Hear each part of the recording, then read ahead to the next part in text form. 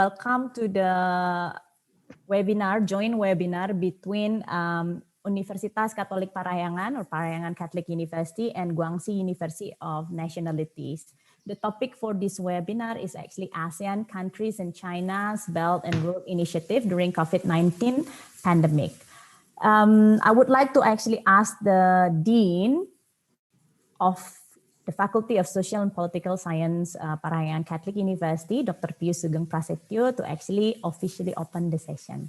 Yeah, thank you very much, Ibu Rate Indraswari, as the head of the Department of International Relations. Thank you very much. And also, again, let me greeting you all. Good morning, very good morning. And we are so happy that we can organize this webinar, this seminar, and we can invite some speakers from, especially from China. So let me greeting you, Professor Yang Hiao from Guangxi University, and also Professor Kiang Un from Northern Illinois. Thank you very much for joining us. So you are directly from United States. Thank you very much. Also, Professor Yang Bao Yun from Guangxi University, but you are now in Thailand. You will tell us maybe your activity during in Thailand, and maybe we can, let's say, develop our collaboration.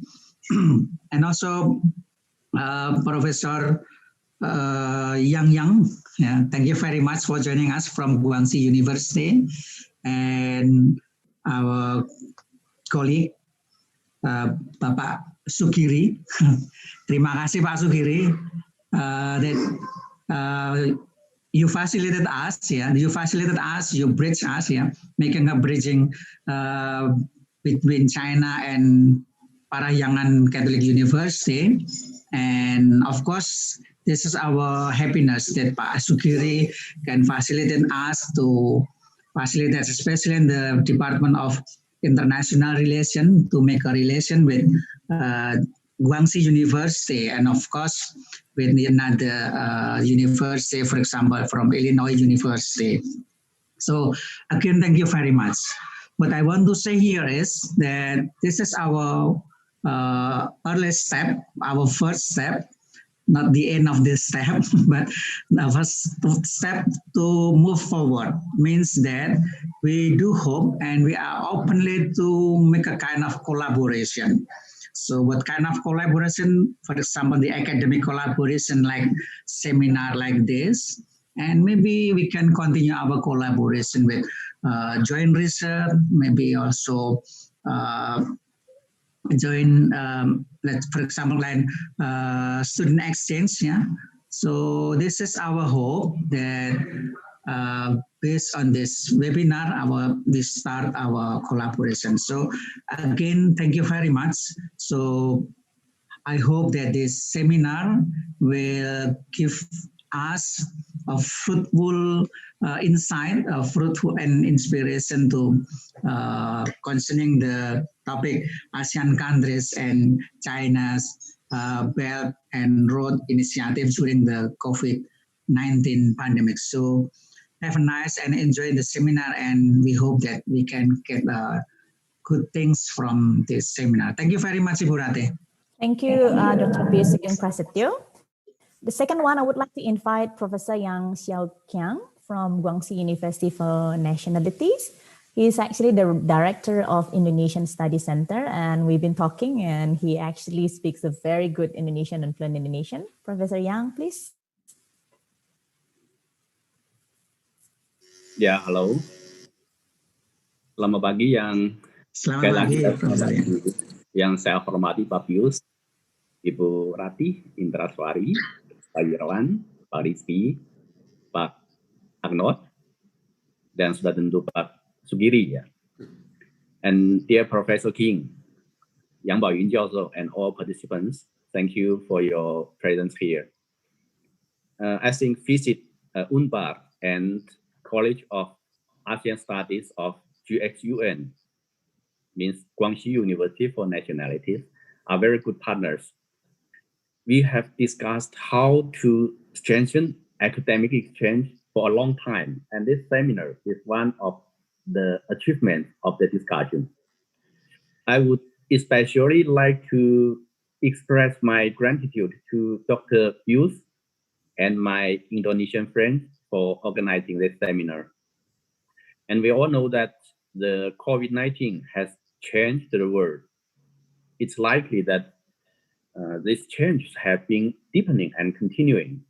Therefore, the study on Sino-ASEAN relationship in this context is necessary and urgent, which also shows that the significance of our seminar. So as you can see, there are more than 100 attendees from universities and research institutions in Indonesia, China, and other countries. As far as I know, most of our Chinese participants came from Guangxi and Fujian province. But we are very sorry that due to the network problem, none of us could finish the registration in advance. And I sincerely hope that the presentation from 4 speakers in this morning will be a source of inspiration for all of us to understand the opportunities and challenges facing Sino-Asian relationship. And I also believe that is the beginning of a better cooperation between UNBA and GXUN. And I wish the webinar success. Thank you. Thank you, Professor Yang Xiaoqiang. Okay, before we go directly to the main point of this webinar, I would like to inform that welcome to all participants from Indonesia and from China. We are not only using Zoom as our main platform. You can actually check out our webinar through live YouTubes. And if you can't come during this time, you can actually look at the YouTube. It will be uploaded on the website of HI Unpar. Further information will be shared through these sessions. The second one is actually you are more than welcome to ask questions. There will be question and answer sessions in the end of this webinar. Please use the appropriate methods. You can actually write down your question through Zoom, or for those people who are not in Zoom, there are certain specific platform that you can use as well. So without further ado, I will actually give the floor to our first moderator, Dr. Arnold Christian Pakpahan. He's from University of Catholic Parahyangan, an expert in the international political economy, and now is the Vice Dean of Academic of the Faculty of Social and Political Science. Dr. Arnold, please. Thank you, Ibu Ratih. Welcome everybody. Very good morning from Bandung. I will chair the first session. We have Dr. Adelbertus Irawan Hartono. He is one of our senior lecturer at the Department of International Relations. He graduated from Groningen University back in Netherlands in 2012, if I'm not mistaken. So Pak Irawan, he will deliver his presentation titled Indonesia and Rising China, Belt Road Initiative Projects in Indonesia and the Issue of South China Sea. So Pak Irawan, you have 30 minutes to deliver your presentation. I will remind you when the time is almost up. So the Zoom is yours. Okay, thank you very much, Pak Christian. Ni hao, Professor Yang Baoyun, Professor Yang Xiqiang, and Dr. Yang from the Guangxi University for Nationalities. And also my greetings for all professors and participants from Guangxi University for Nationalities. My greeting also for Associate Professor Kyung Kun from the Northern Illinois University, the United States. Also, my greetings for my Dean, Bapak Pius Sugeng, and Ibu Rati from the head of the International Department from the Catholic University of Parahyangan, also all participants from the Catholic University of Parahyangan. And last but not least, of course, my greeting also for all participants of this seminar. As it has been mentioned earlier, my name is Dr. Irawan Justinarto Hartono, and I'm from the Catholic University of Parahyangan, Faculty of Political and Social Sciences, International Relations Department. And on this occasion, I would like to share my thoughts about Indonesia and rising China. I will begin my presentation by saying that the survival of states and their development depends highly on their understanding on the internal as well as external dynamics. The external dynamics, the weather, is created by the interaction of major powers. The major powers are changeable.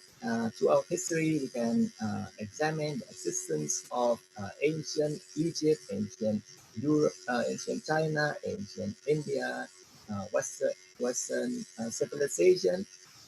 And in entering the 21st century, there has been many works, there have been good evidence saying that China will become amongst the major power in world politics and world economy. So I think it would be fair for me to focus on China, on rising China. And because Indonesia is also an important country in Southeast Asia, in Asia, and in some cases in the global politics, I think it would be equally fair for me to raise a topic about the relation between Indonesia and China, Indonesia and rising China. In doing so, I will make some periodization or some sections in my presentation, starting with the theoretical part. I will do it very briefly, followed by the discussion about rising China, then Indonesia, the details of Indonesia, political economy. Then I will go to the very important part of this presentation, the relation between Indonesia and China, and I will go to the conclusion naturally. Let me give a minute to share with you my PowerPoint.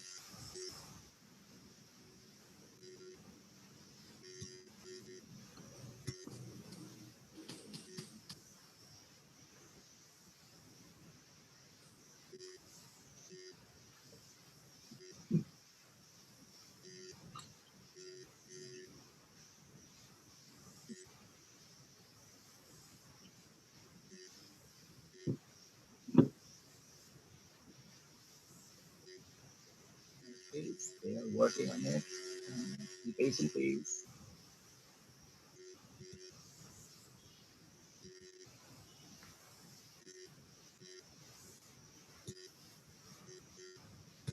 Listen,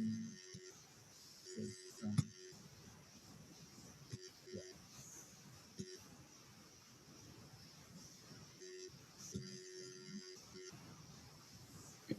It's on, huh?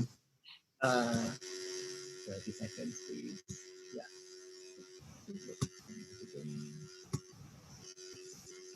Okay, then this is the title of my presentation, and that the introduction. I've made the introduction, and this is the structure, and let us go to the theoretical part very briefly. So the relation between state, to my understanding, is not always harmonious because it is shaped by different national interests of the actors. The relation between states is dynamic, and it is interesting, I think, to focus to analyze the relations between Indonesia and China. I will use a kind of diagram or tool to evaluate the relation between Indonesia and China, focusing on two dimensions: economic dimension and strategic or political dimension. And since I am keen to force cooperation instead of developing conflict, I think, and on this part, I will also include the works of people on cooperation. This would be the very brief introduction or uh, my explanation on the political part. I will move on to the other section, raising China. Uh, Rising China.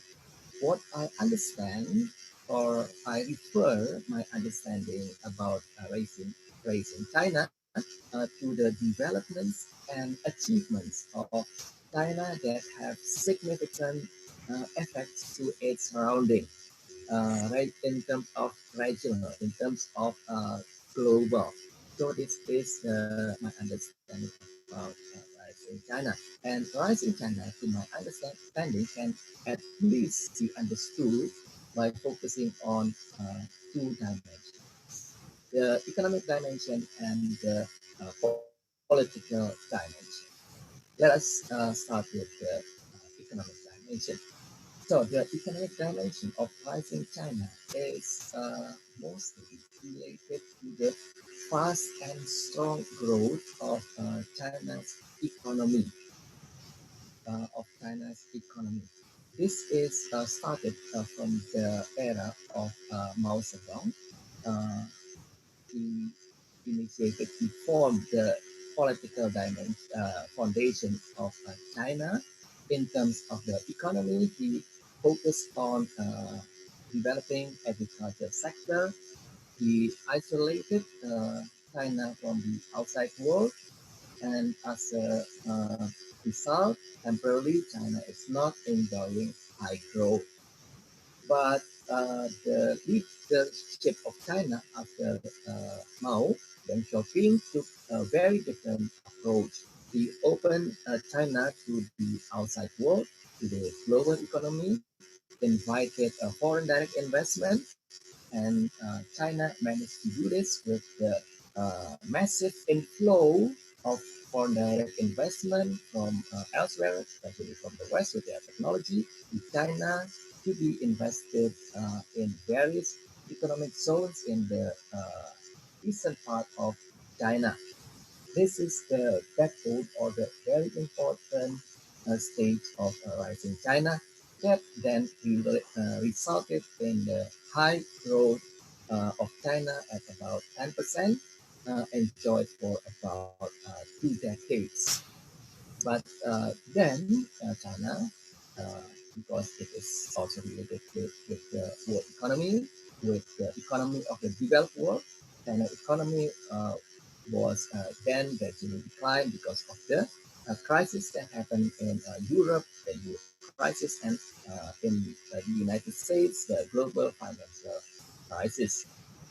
In 2015, then the new leader of China, Xi Jinping, initiated a very important economic strategy called the One Belt One Road, which is then changed to BRI, Belt and Road Initiative.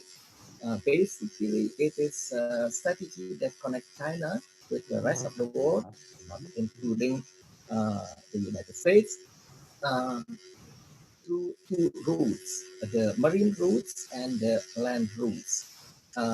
It has 6 corridors linking China with very important regions and sub-regions.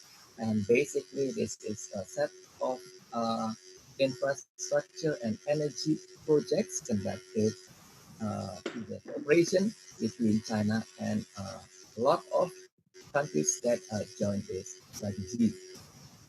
In the midst of the implementation of this strategy, BRI, however, China was involved with the in a trade war with the United States, and later in 2020, China's economy was also hit as other countries in the world by the health global crisis of COVID-19.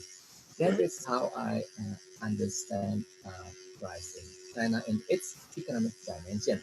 Let me share several pictures and graphics with you.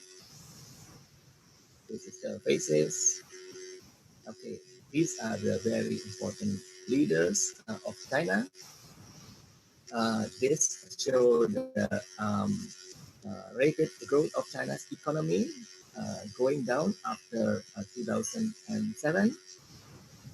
This is the success of China inviting foreign direct investment in the left-hand side, and they are invested mostly in the east coast of China, making global production center sold for export products. This is China and the WTO, the importance of joining the WTO. This is the Belt and Road Initiative. Right. Uh, that is so far for the economic dimension of rising China. I will go to the strategic dimension of rising China. To my understanding, the most striking feature of the strategic dimension of rising China was visible in the implementation of the 9-dash line. This is covering a very large part of the South China Sea, about 90%, very rich area of fishery, of oil, of natural gas, consisting of important sites, the Paracel, the Spratly Islands, Scarborough Shore, next, very close to the Philippines. And this claim was almost immediately responded by criticism from several countries like Taiwan, Vietnam, the Philippines, Malaysia, and Brunei Darussalam, as it overlaps with their marine territories. In addition, China also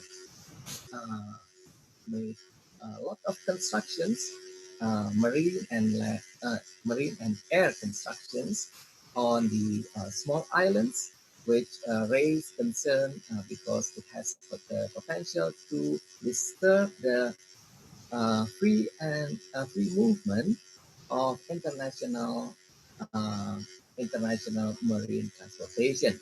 And accordingly, then there has been concern and responses and presence of major powers in the area, making the area become not very stable.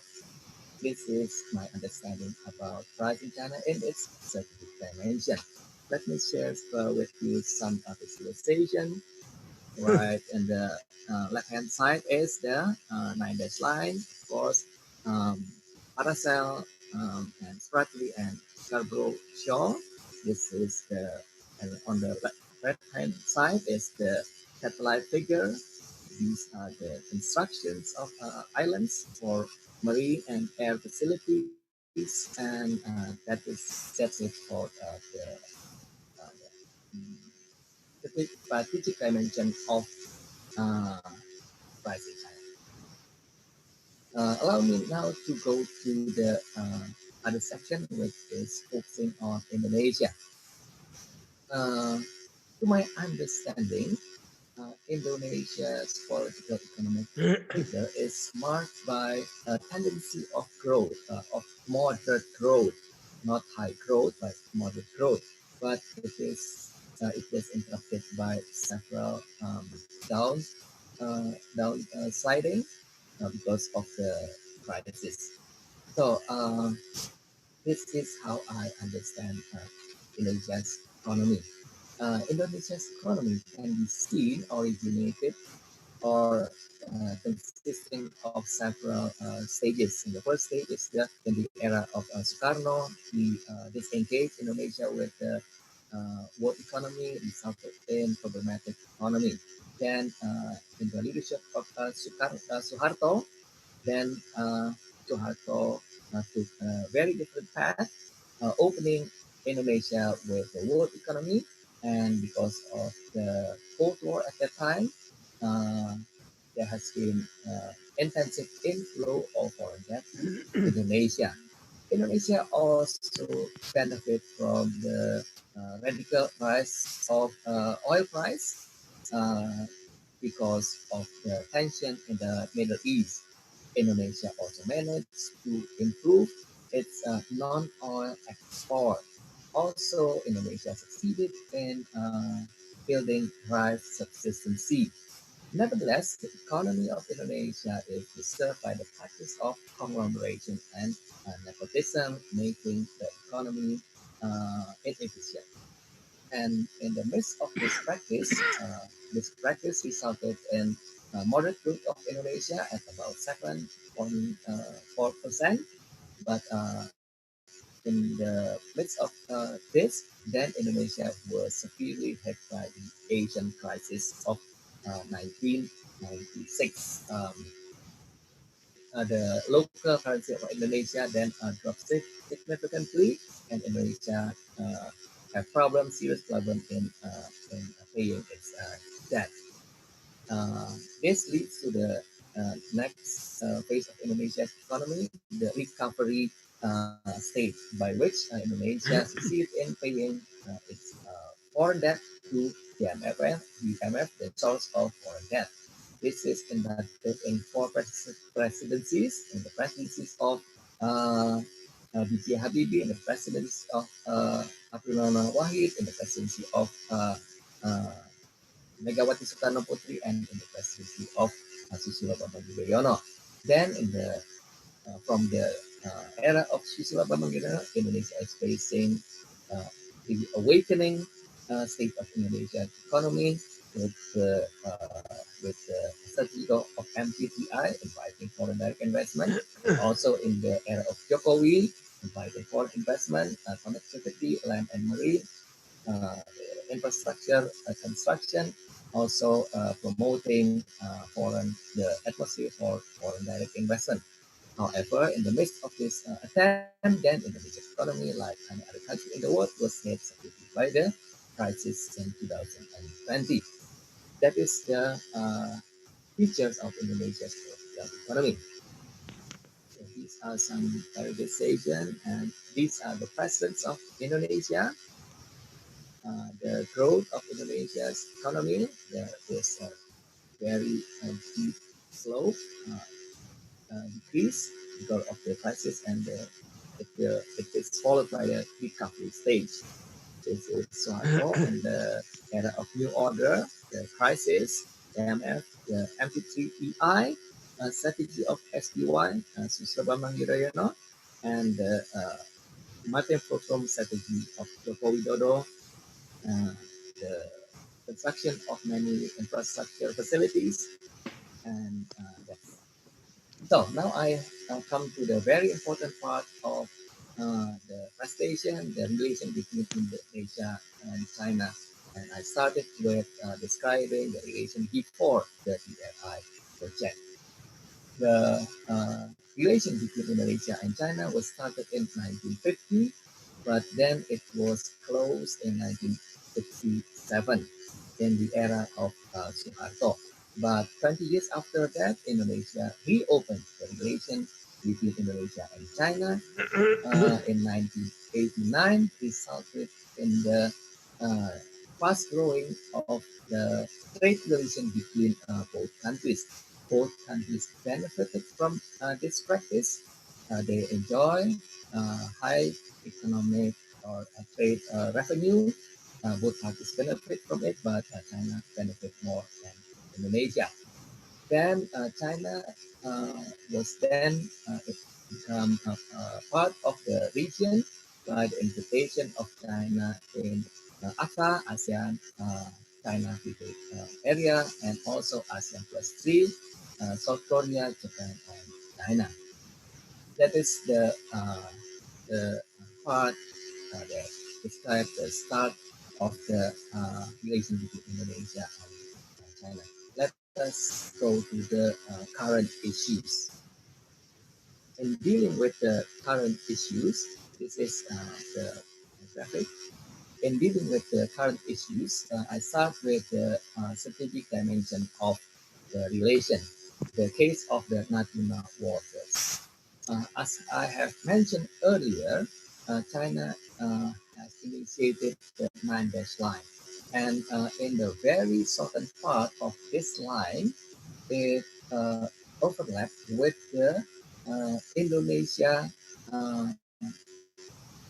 exclusive economic zone, the waters of Natuna. This raised concern to the Indonesian government, and accordingly, Indonesian government has initiated several measures like sending diplomatic protest notes, mobilizing ASEAN, sending patrol ships, and the visit of the president and his staff to the area. This is the case of national waters, and it disturbs the relation between Indonesia and China in the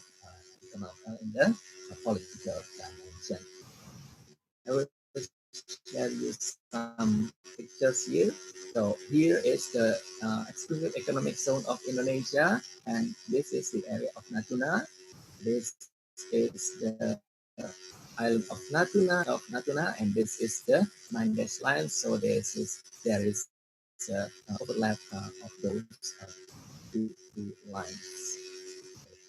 So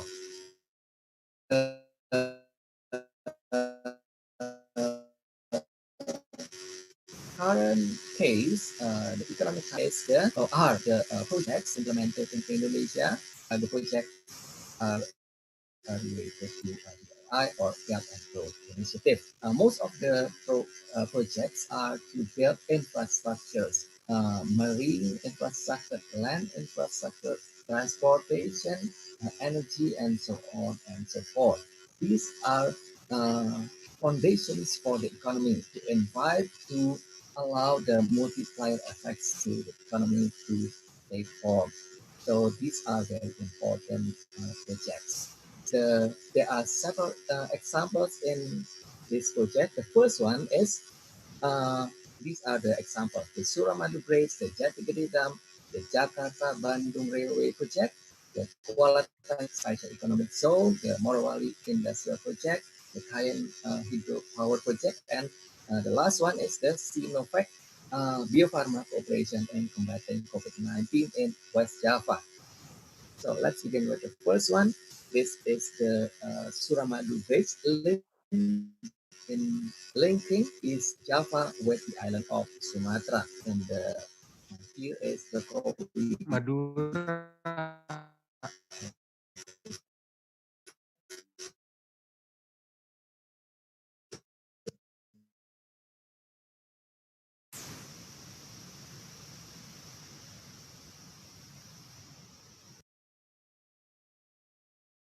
This is very good in terms of business because of the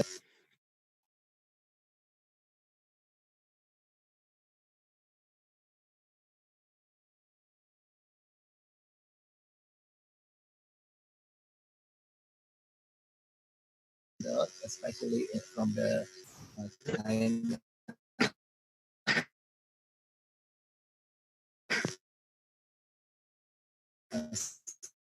of railway transportation.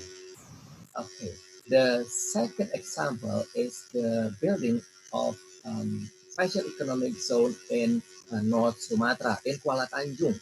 Kuala Tanjung is very strategic place because it's close to the state of Malacca, a very busy commercial waterways. So this is the project conducted by the two parties. On the Indonesia side is the Morowali Industrial Park, and in the side of China are the Delong Group and the Xinhan. Sorry. This project is conducted with two cooperations. First is from the Netherlands, Port Rotterdam Authority, and from China, is the Xinjiang group. This is the case of the Tanjung Kuala. The next example is the building of projects. Here, a project in Morowali or Morowali Industrial Park. There are two projects here. The first one is to build a nickel factory, very important source for lithium battery energy for the past and the future. This is conducted by the cooperation between Morowali, Indonesia, and from China's side, the Delong Group and the Xinhan Group. And the second project is related to the building of electricity plant and a small airport conducted by Morowali Industrial Park and PT 8 with Xinhan Group. And this is in Kalimantan. There has been a plan to build a huge hydroelectricity project. The plan is to build 5 dams that will be completed in 20 years. The first dam will be completed within 4 years. This is a cooperation between Indonesia side is a Kayan Hydro Power Corporation, and in the side of China is um, um, Power Construction Corporation of China.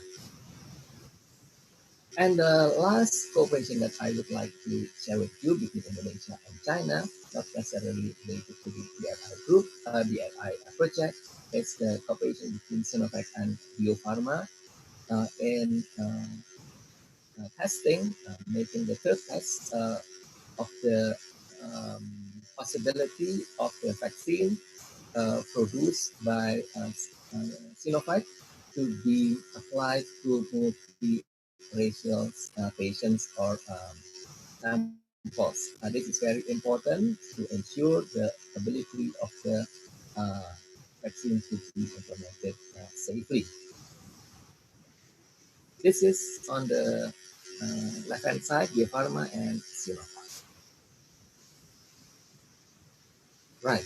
All in all, hereby I have come to the conclusion. Hereby, I would like to say that observing the relation between Indonesia, the response of Indonesia to rising China, we can say, or I would like to say here that in terms of its economic dimension, there's been the improvement in the relation between Indonesia and China from just focusing on trade before the BRI projects to the implementation of trade and investment since the implementation of the BRI. So this is good, a good development. And in the strategic or political side, there has been a decline regarding to the case of the Natuna water. This is the pictures of the very important meetings among or between heads of or leaders of the two countries, and I would like to argue I would like to recommend that it is important, although the relation between Indonesia and China is not without problems, but there needs to be always serious attempt to promote cooperation in terms of multi dimension, economic, politics, or maybe cultural, and cooperation based on multi level, state to state, states uh, to a company or company to company, society to society, like what we are doing now, and the other forms of cooperation. Always remembering in the terms of economy, there is need to remember the fairness in asymmetric relations parties. So I would like to end my presentation by sharing with all of the participants the fruit of cooperation instead of conflict, the result of conflict. Cooperation would be much better than conflict. A long time ago, hundreds of years ago, people from China brought a noodle to this island, were very well welcomed by the people, and now it has become very popular meal of Indonesian people. Even Indonesia managed to make export of instant noodle to the global market, for instance, to Africa, Nigeria, Kenya, and also to Eastern Europe, to Siberia. So Indonesia has become the exporter of instant noodle for sure now. Fascinating, isn't it? So, thank you very much for listening. Jesse, terima kasih. Thank you, Pak Irawan. Very good time management. You spend exactly 30 minutes. Looking at our rundown, I think we will keep the questions until the fourth speaker. So, listening or following Pak Irawan's presentation, he focused on the cooperation between Indonesia and China using the BRI projects on the two issues, basically the Natuna Water and the BRI project. If I'm not mistaken, there are 7 big projects in Indonesia based on the cooperation between the government of Indonesia and China.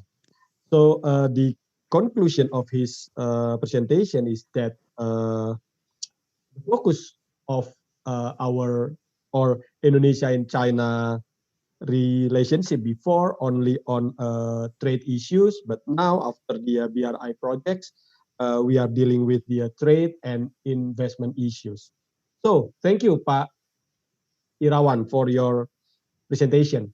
Then I would like to hand over the session to Dr. Yang to chair the second session with Professor Kyang Un from Northern Illinois University. Please, Dr. Yang. And now let's get into another presentation with the topic pandemic partner.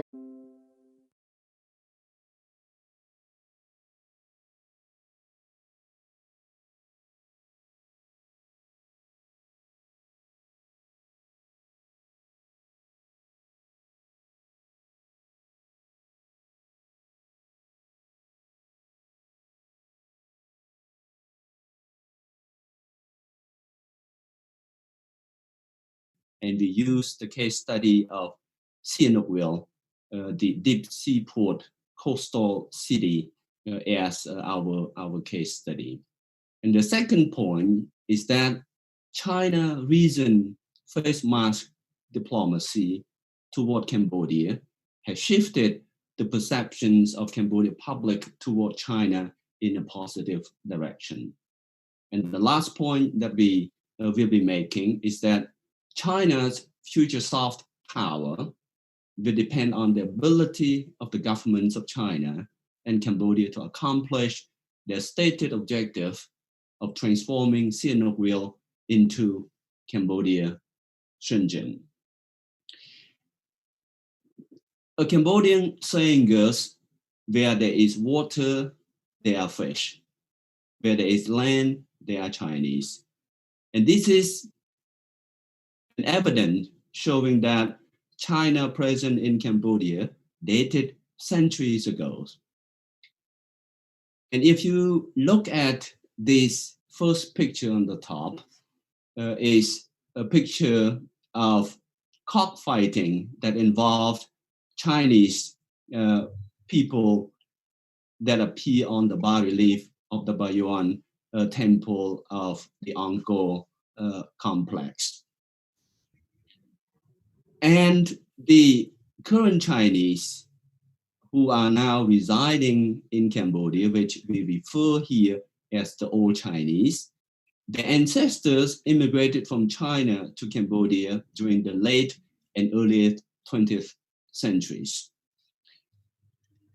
And there has not been many censuses about the number of Old Chinese living in Cambodia. The available census that we found was in 1984, which put the number of Old Chinese at around 60,000.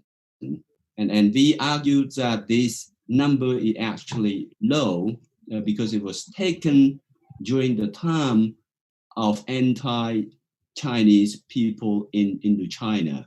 Yeah, some of you might recall, that Cambodia was under the occupation of Vietnam, and in the 1980s, the Vietnamese government also took actions against some ethnic Chinese in Vietnam, and the Vietnamese-supported government in Cambodia also identified ethnic Chinese as a potential enemy of the state during their time.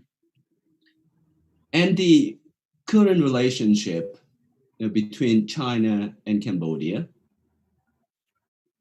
began in 1997. Of course, the relationship dated way before that. It first began with the former king, who has actually formed a very close relationship with China. But there was a period of disconnection as a result of global geopolitics. But the close relationship that we are seeing now between the two countries began in 1997 when Prime Minister Hun Sen approached China in search of a counter leverage to Western political pressure.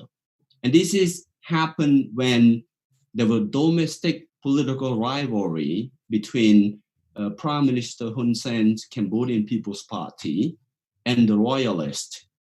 And because of the allegations, that the Royalists were cooperating with the Khmer Rouge to a faction of the Khmer Rouge to topple, the government, Prime Minister Hun Sen used force, to overthrow his coalition partner, and Cambodia was under intensive pressure from the international community because Cambodia then relied substantially on international aid and trade, and therefore, as a way to counter Western pressure, Prime Minister Hun Sen approached China, and the Sino-Cambodian relation began to intensify in 2000, following China's going out policy. So since 2000, China's engagement in Cambodia has exponentially increased in a number of critical areas.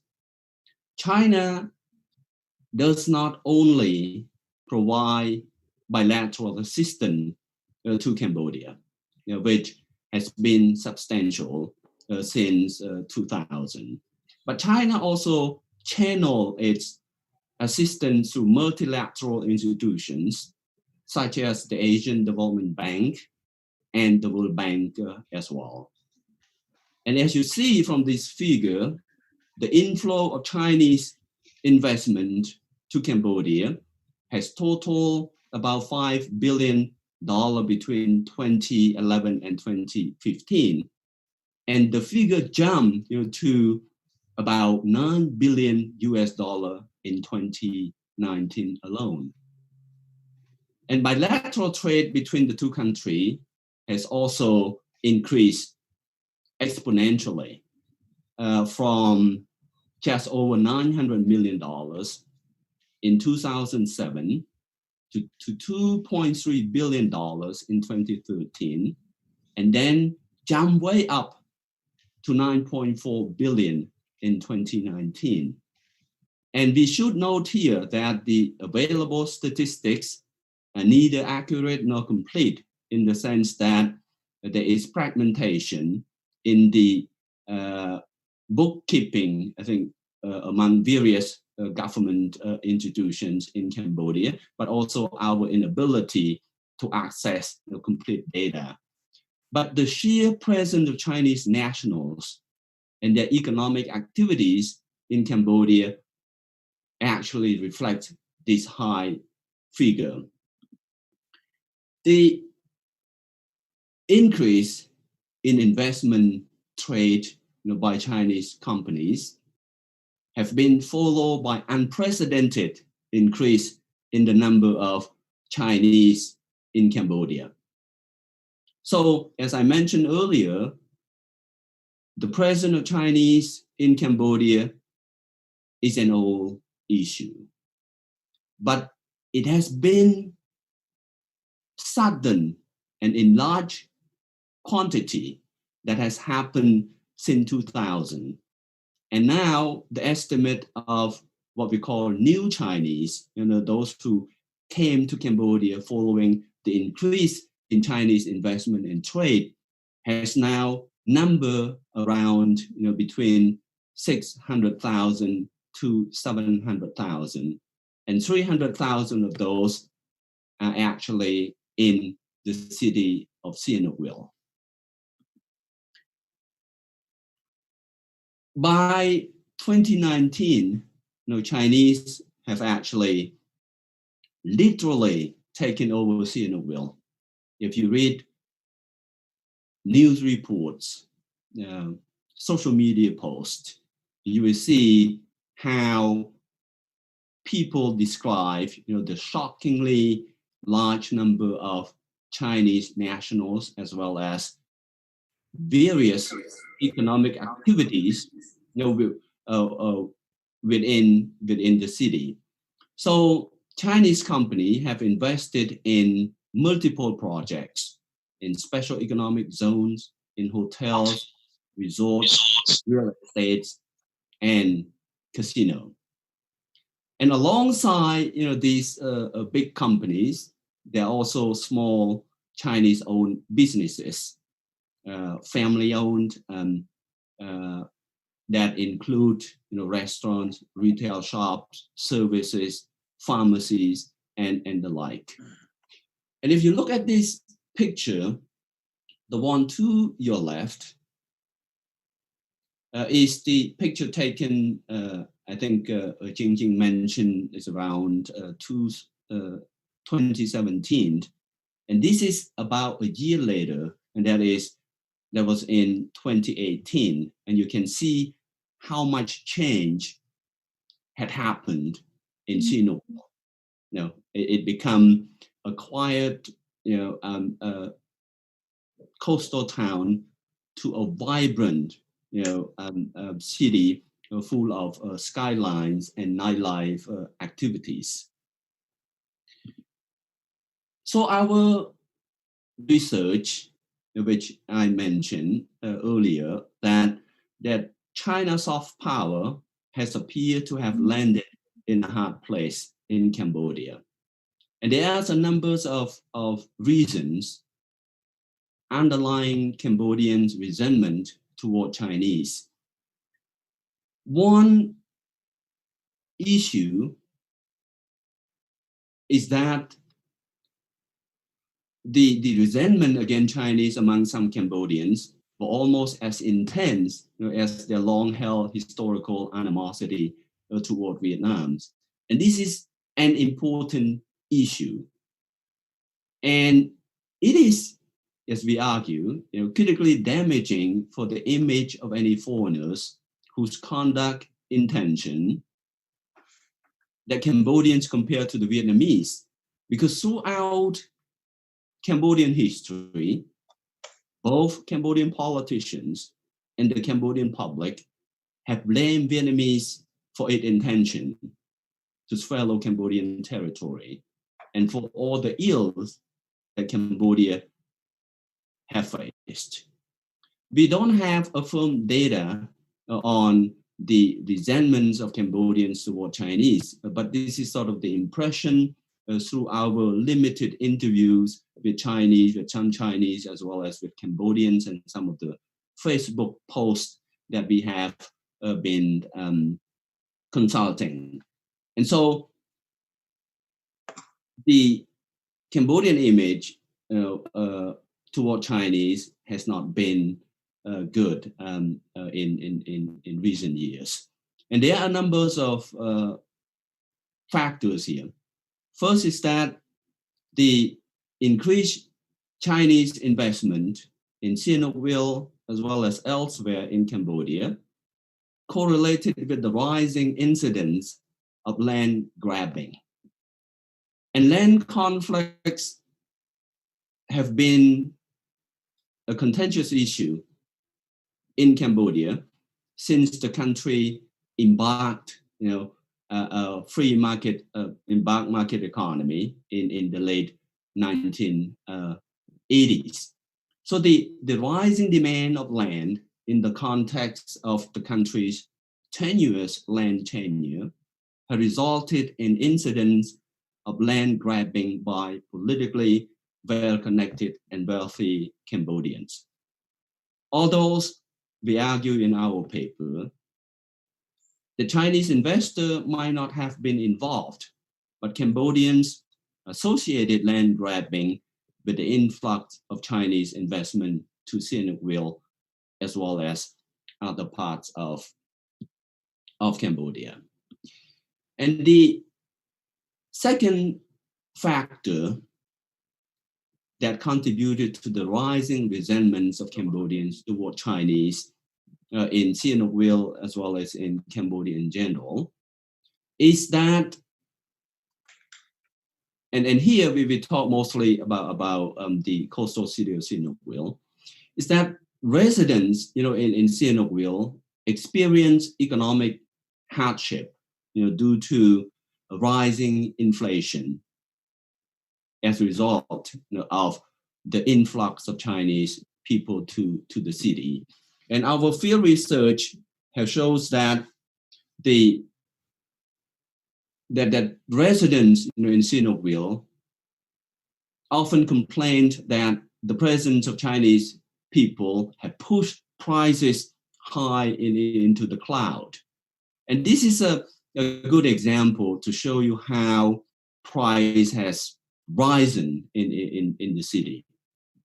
Between 2016 and 2019, land prices, housing prices, and rent in Sihanoukville rose at the astonishing rate of 10 to 20 times. For an example, if you look at just one 50 square meters apartment in the center of Sihanoukville, the rent increased from $50 a month in 2015 to between $1,000 to $1,200 a month in 2018. But we should also note here that the rate of rent, and other properties have dropped drastically since the banning on online gambling in the late 2019, and of course, the spread of COVID-19. And we're going to talk about that later, about the banning of online gambling and the COVID pandemic. And another factor is that Chinese company practice, what is called closed loop business model. And this model provided limited employment for local Cambodians. And the reasons is that Chinese company who came to invest in real estate, in casino, and other projects tend to subcontract their projects to other Chinese companies. And those companies in turn imported materials from China and employ Chinese labor, in a country that is labor abandoned. But the rationale, for the closed loop business model is that even though Chinese workers are more expensive, they're actually more skilled, they're more industrious, and therefore they could complete the projects on terms, which they could not rely on local workers for that. But the Cambodian public did not see it as a way that a foreign company should conduct business in the country. And another issue is that this large number of Chinese who stay in Sihanoukville, they stay within the bubble of the vertically Chinese-owned and operated services. For example, Chinese worker use services provided by Chinese-owned small retail shops, and Chinese tourists who came to Sihanoukville either for gambling or for sightseeing. They tend to use Chinese operated tour companies, sleeping with the Chinese in a Chinese owned hotel, eat in a Chinese owned restaurant. And these have changed the business dynamics of the city. Previously, Sihanoukville tourism economy catered to Cambodians and Westerners. So rising price and rising crime rate were basically made Sihanoukville a no-go zone for Western and local tourists. So consequently, despite their large number, the Chinese tourists and workers provided limited income to local businesses. Because before they rely on local tourists and Western tourists. But now, those people are not there, but the large number of Chinese and engaging in this, bubble that involved, fellow Chinese businesses and services. And another issue, and I think this is an important issue, is the inflow of negative elements. I think in the late 1970s, the former paramount leaders of China, Deng Xiaoping, once said, when you open the door for fresh air, flies naturally come in. So the negative trend that associated with the Cambodia opening up to Chinese investment is linked to the notion of technoscapes. It is a key element of globalization, as Arjun Appadurai pointed out in one of his pieces published in the 1990s. And so technoscapes here refer to an array of technology, such as telecommunication, finance, modern transport, that facilitate the movements of goods, services, people, and finance at a rapid speeds and in large volume across national boundaries. And of course, these elements of globalization have contributed greatly to recent economic growth in Cambodia. And Cambodia is one of the fastest growing economy in the world, started from the early 2000s.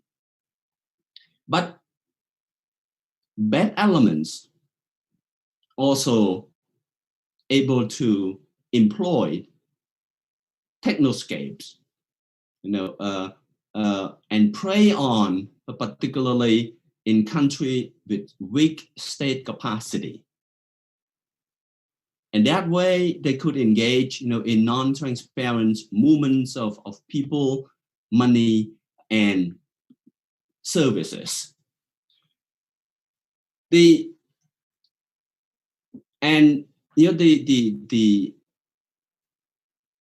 flow of criminal activities and other what we call bad elements are associated with two major factors. One is the push factor, and the other is pull factor. The push factor means that the government of China have began to crack down on corruption and other criminal activities, and the actions by the Chinese government intensify between 2014 and 2018. And we should note here that the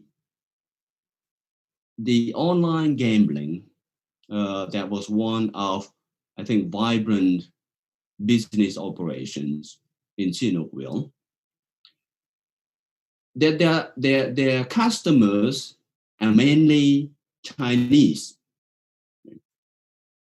and they play an active role in China in the sense that when you have online gambling sites, there tend to be other activities such as pornography, internet fraud, and money laundering, basically. And the gambling industries also negatively affect Chinese economy, in the sense that I think Jing in one of her interview, one of the informants believed that online gambling act like a pumping machine, draining out capital outflow from China that reach around 600 million yuan a year, and associated with other criminal activities that I just mentioned. And the full factor here include the facts that Cambodia was a fast-growing economy, and it is friendly to foreign investment, and the growth of real estate, casino, particularly online gambling, and the associated weak state capacity serve as a fertile ground for transnational criminal networks, who were banned in China and then found opportunity elsewhere in Southeast Asia, including Cambodia. And so the combination of the push and pull factors led to rising crime rate in Sihanoukville, as well as other unregulated construction projects. For an example, the picture below here shows the rescue activities of a collapsing building that killed 25 Cambodian workers. And this is the result of Cambodia's weak state capacity with high level of corruption that allow, I think, bad elements, as we mentioned earlier, to collude with corrupt officials and engage in construction projects without following proper rules and regulation. And following the collapse of this building, the government launched the investigation and found over a dozen other projects that were built without licenses, or that was built without following the proper construction regulation. So the rising crime rate actually make Sihanoukville a no-go zone, basically, for local Cambodians. But starting in 2019, things have changed. There has been joint effort by the governments of the two countries to fight criminal activities. In Cambodia, the online gambling, with the consultation with the government of China, the government of Cambodia banned online gambling in late 2019. And the government also restructured the leadership of the city by appointing a new governor. His name is Kuchumran, who is known to be an able can-do man who has been have the reputation, tough reputation, toward criminals and the like in his previous position. And the government also, trying to crack down on corruption within the city as well. And on the China side, has also action taken by the government, and one of the critical, I think, developments was the terminations, of around 300,000 passports that belonging to suspected criminals, and these people could no longer travel, on a Chinese passport as they did before. And within China, the government also cracked down on illegal activities, such as online gambling, and they also send security officers and experts to Cambodia to collaborate with Cambodian authorities in identifying criminal networks and apprehend them, as well as in training Cambodian police and legal forces as well.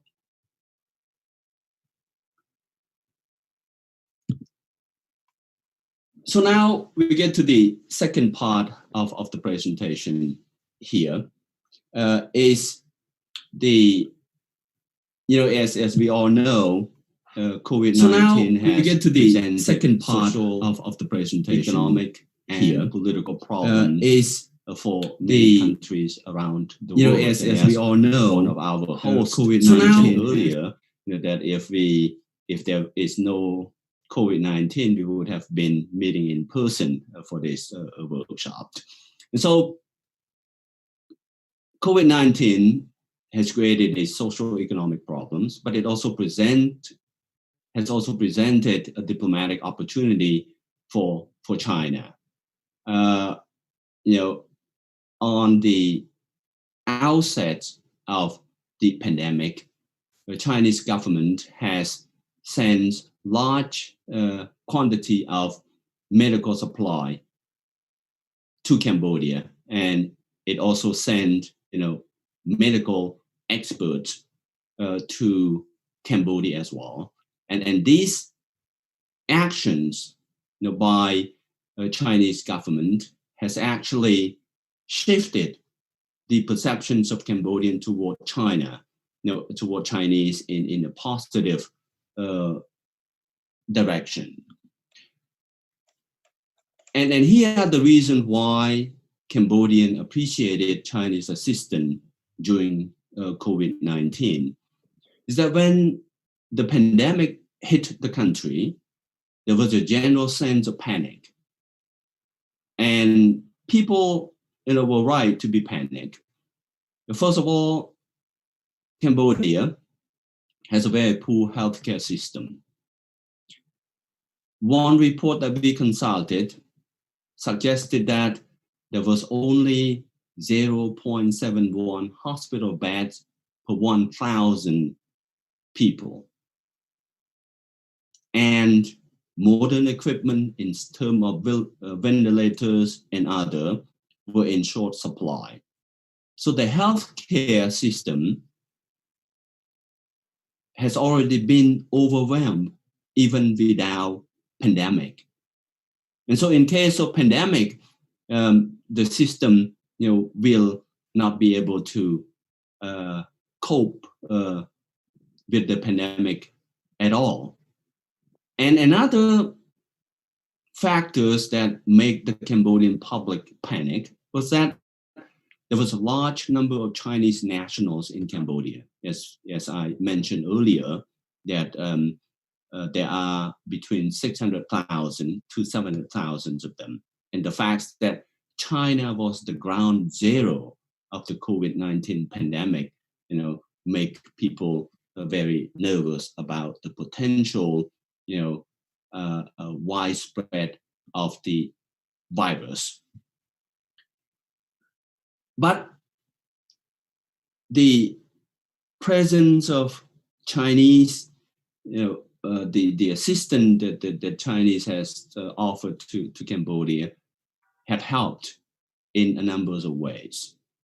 Our interview, for example, with one of the members of the government task force on COVID-19 suggested that Chinese government health experts that sent by the Chinese government had trained Cambodian medical staff on emergency preparedness, on diagnostics, and on treatment.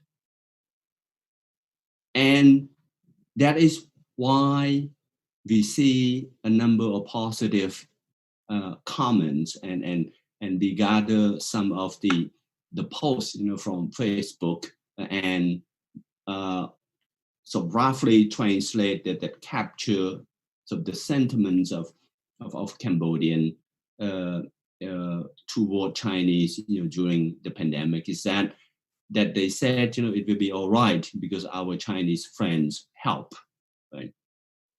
And as I mentioned earlier, we interview a number of experts and they also share these positive impressions of China as well.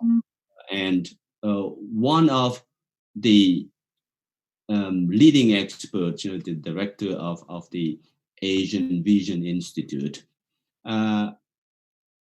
answer our question by stating that, and I quote here, in general, Cambodia had quite a negative image toward China before the pandemic due to some bad Chinese investment projects and bad behaviors of some Chinese.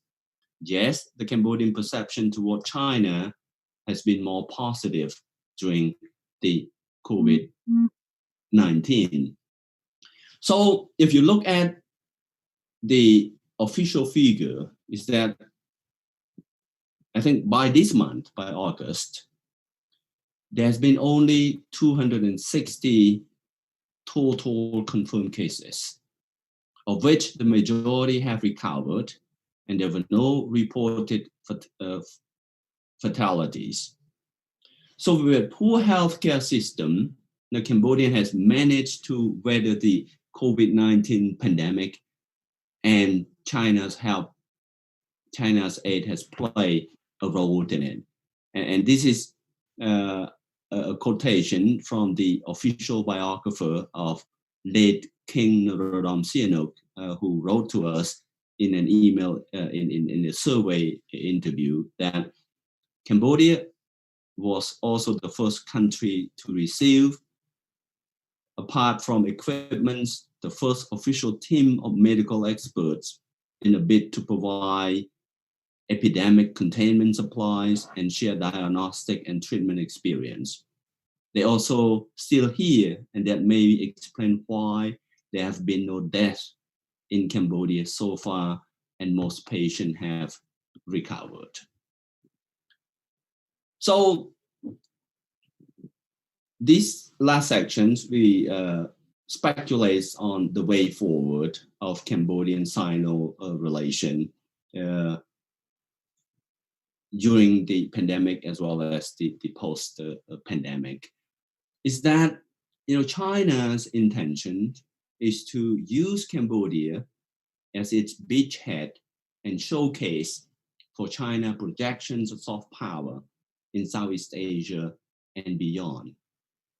But as this presentation has shown, such intention was hindered by rising criminal activities in one of the major investment zones in Cambodia, and that is Sihanouk Vale.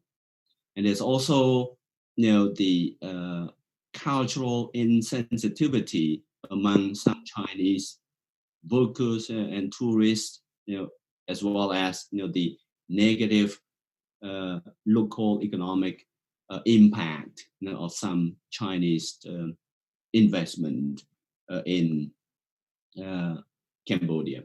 So the government of China and Cambodia have taken initiative to reform the development of Sihanouk Vale. As I mentioned earlier, that there's a new collaborations between the two countries to tackle the issue of crimes and online gambling. But the most important one is that the government of the two countries plan to transform Sihanouk Vale through the Belt and Road Initiative into Cambodia's Shenzhen. And this is an important part. And the master plan that has been, I think, publicized by various news media outlets is that, to the left is the city of Shenzhen, and this is Sihanouk Vale. And what the government of Cambodia and China wanted to do is to transform Sihanouk Vale from, not just the tourist area, but into the center of commerce, center of finance, and center of manufacturing, and also, the hub for Cambodian shipping industries as well. So, but I think the cautionary issues here is that COVID-19 has helped improve China's image in Cambodia. But it might also be a constraint for China's engagement in Cambodia as well. And the reasons is that, as we all know, that the pandemic has slowed down, global economy, but also, hit economy of China as well. And so the slowdown associated with pandemic might undermine, the plans of the two countries, to transform Sihanouk Vale into Cambodia's Shenzhen. And so any delay might make the Cambodian public see China as, talking the talk, but not walking the walk in the ways that the Chinese leadership, have, and Cambodian leadership as well, have promoted the idea that the two countries, are now embarked on a journey of a shared future. And if, the two countries, for one reason or another, unable, to fulfill, their publicly stated objective, and then it might once again, undermines the Cambodian perception toward Chinese people in Cambodia. And so I stop here and I turn the floor back to the moderator, Dr. Jiang Yang. Okay, thank a lot for the presentation from Professor Kiang. And today his presentation helped us to know the historical relations between China and Cambodia, and also help us get close to the society of Cambodia and to know their recognitions to China. I still have friends doing business as Sinovile, but you know, Chinese people there don't have a good reputation, right? But for a long time, we don't know why.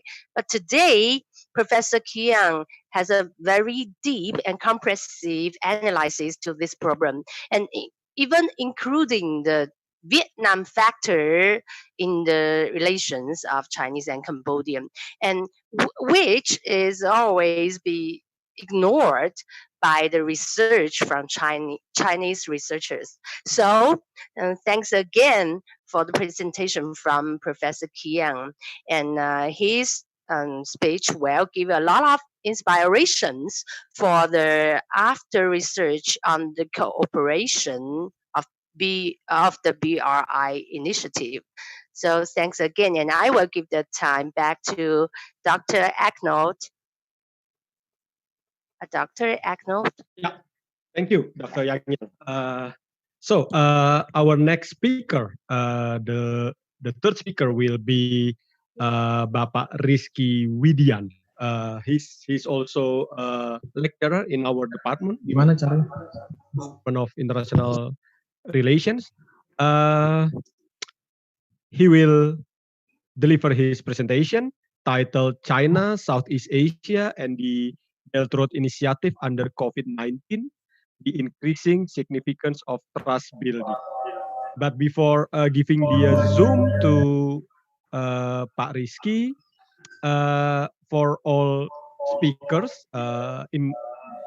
including Pak Irawan and Professor Kiangun, you can look at the question and answer button.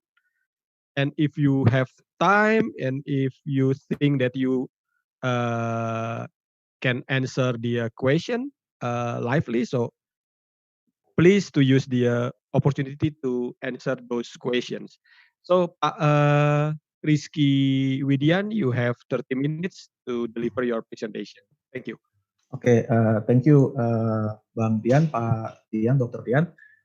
Before I start my presentation, maybe I would like to thank the previous speaker, my colleagues, Mas Irawan, and also Professor Tian, for their elaborative explanations.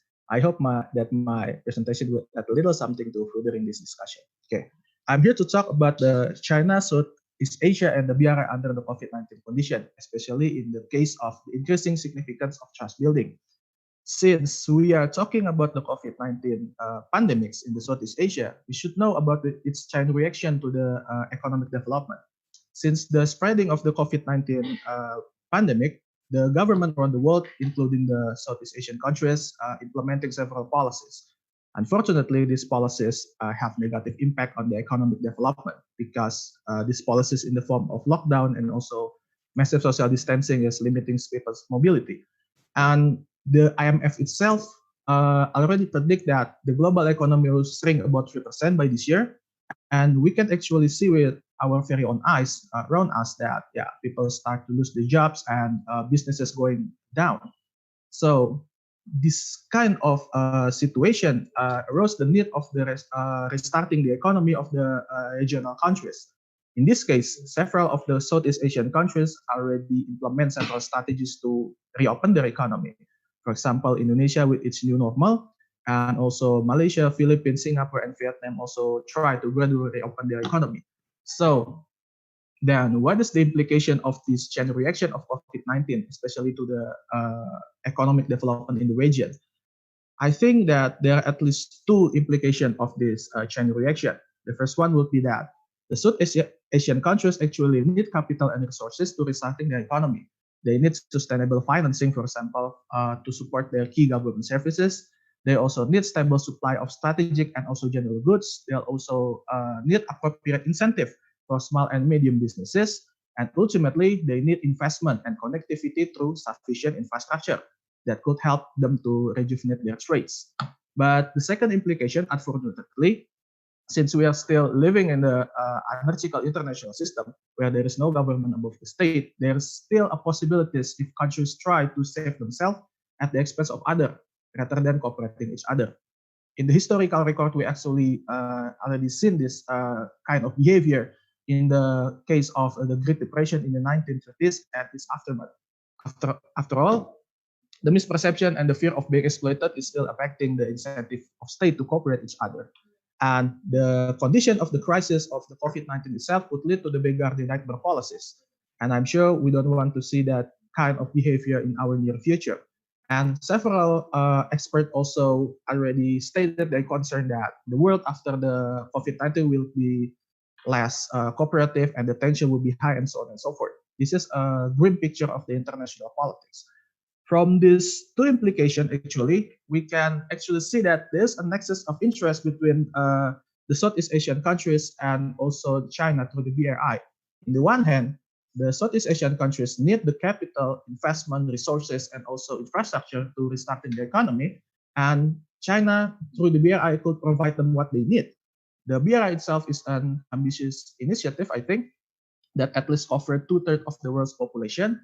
And the BRI initiative itself has 6 economic corridors in the land roads, and 2 of them actually directly related to the Southeast Asian region. Just like, for example, the China-Indochina Peninsula Economic Corridor, there is also Bangladesh, China, India, and Myanmar Economic Corridor, and ultimately the 20th Maritime Century Silk Road that include Indonesia, Malaysia, Singapore, and also Philippines that we know as the Maritime Southeast Asia. This is the map of the BRI initiative. I cite this from the OECD Economic Outlook. We can actually see the 6 economic corridor and the 20th Century Maritime Silk Road. Just below, I also present several examples of the implementation of the BRI initiative in the region, and I believe this is already stated more clearly and more specific in the previous speaker presentation, Mas Irawan. For example, just like the project of Kereta Cepat and also the signatory of the MOU and agreement with the Ministry of the Maritime Affairs of Indonesia. There are also the cooperation between China and the Malaysian Investment Promotion Agency. And we can actually see this online in the BRI list of the deliverables in 2019. Some might argue, actually, that the implementation and of the BRI in the region is still limited in the agreement and MOU. But I think this is a good basis for the future cooperation.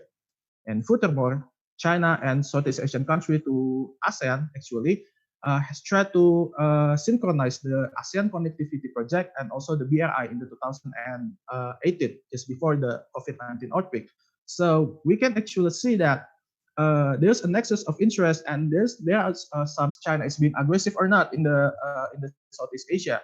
Whether China is really have any harmful intention to the Southeast Asian countries in the waters. I think the concern is real, and China need to increase its good image and also building confidence and more trust with its regional partners, so that the case of the South China Sea dispute itself is not interfering with the implementation of the BRI in the region. The second issues that I want to discuss is closely related to the labor issues. I think this case is closely related also to the presentation of Professor Kin about the Chinese investment and also labor problems. As with that is rejecting or even refusing the imported Chinese worker. Their concerns are clear actually, because they fear that the coming of Chinese workers to their local area will significantly reduce their job opportunity. In the case, especially in the case of COVID-19, when the job opportunities already diminished. And there are also some issues like the Chinese corporation and Chinese enterprises have little understanding of local work culture. So this could and actually have been become some kind of conflict between the Chinese investor and its local workers in the region. The next one, the last one, actually, the last issue that I want to talk about is the debt sustainability issues. And these issues is actually closely related to the issues of debt trap. In this case, in the region itself, there are several concerns that the BRI are some kind of tools for China to furthering its geostrategical ambitions. And some might argue and also fear that this kind of geostrategical interest will bring at some point harm to the regional actors and the regional interests. And again, just like the South China Sea disputes issues, I think regardless of this issue is being true or false, China need to show its regional partners that the BRI itself is not intended to do so, that the BRI is not intended to bring any harm to the regional powers. And after all, unsustainable debt or bad debt is bad for everyone. It's bad for China and also it's bad for the Southeast Asia that actually need the money, the resource, and also the infrastructure. So we can see actually that these three issues is actually directly related to the issues of trust. So maybe the next question that we should ask for is, are there any insights that could be done to increase trust and confidence between China's regional partner and the China itself? I think the answer lies in the classical conception of international cooperation by Robert Jervis. And I usually call this old but gold because despite of being old, the conception itself is still applicable in the current international politics. Robert Jervis actually stated that there are three factors that could increase the incentive to cooperate between states. The first one would be that there's something that increases the gain of the corporations. The second one would be there is something that decreases the incentive to exploit each other, and there is something that makes the cooperation with each other costly. The third one and the last one would be there's something that increases the expectation of countries that their counterparts are willing to cooperate also.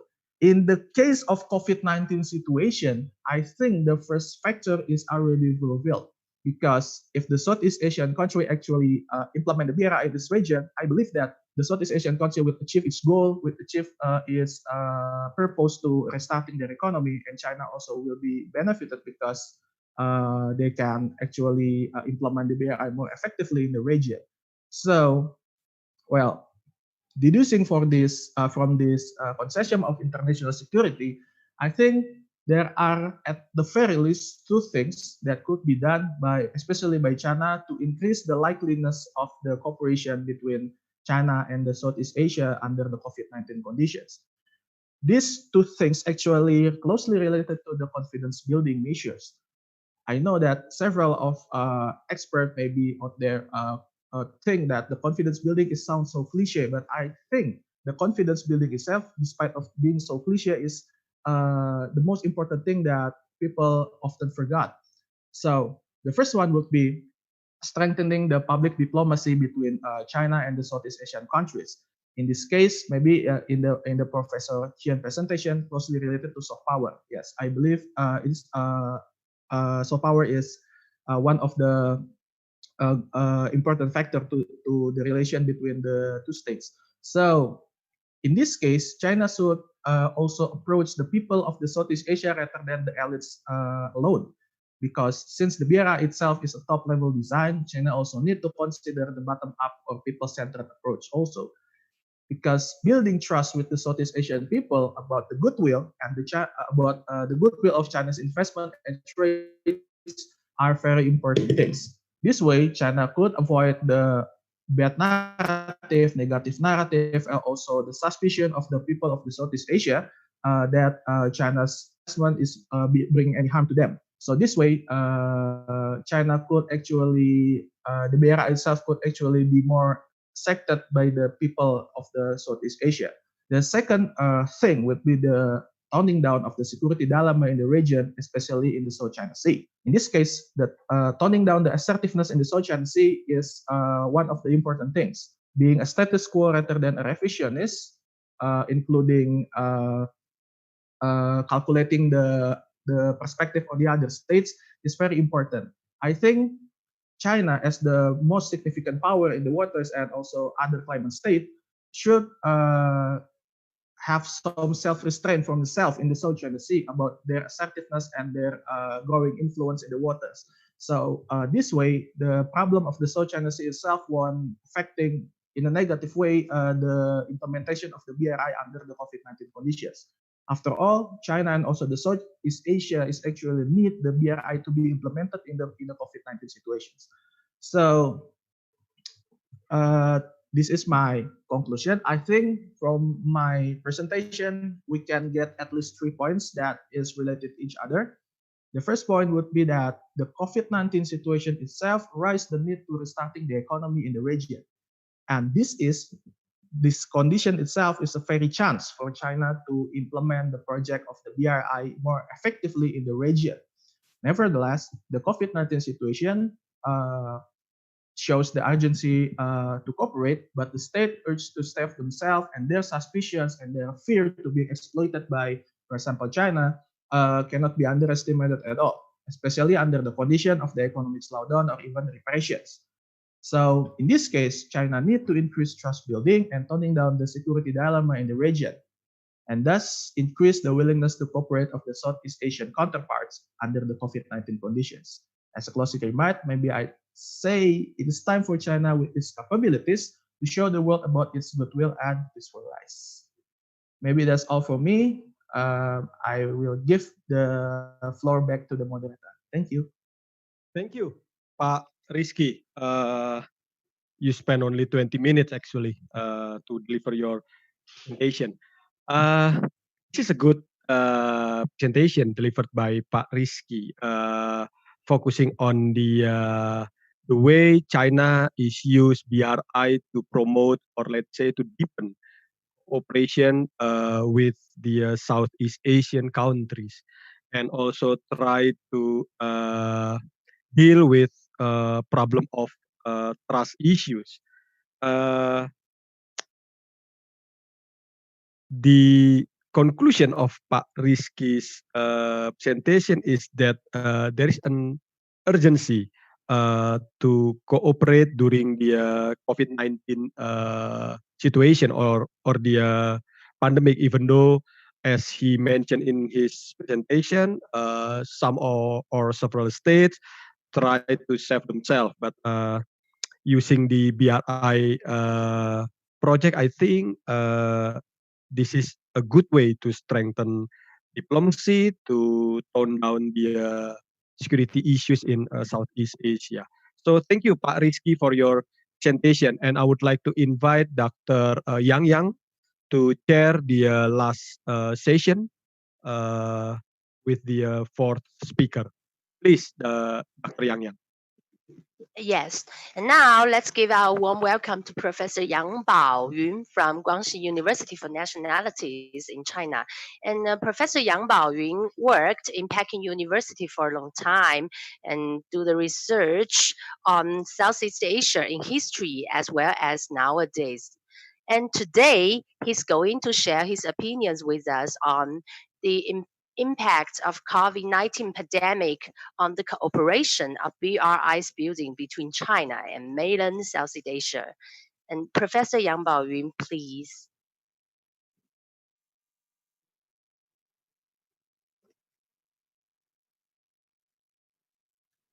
Professor Yang?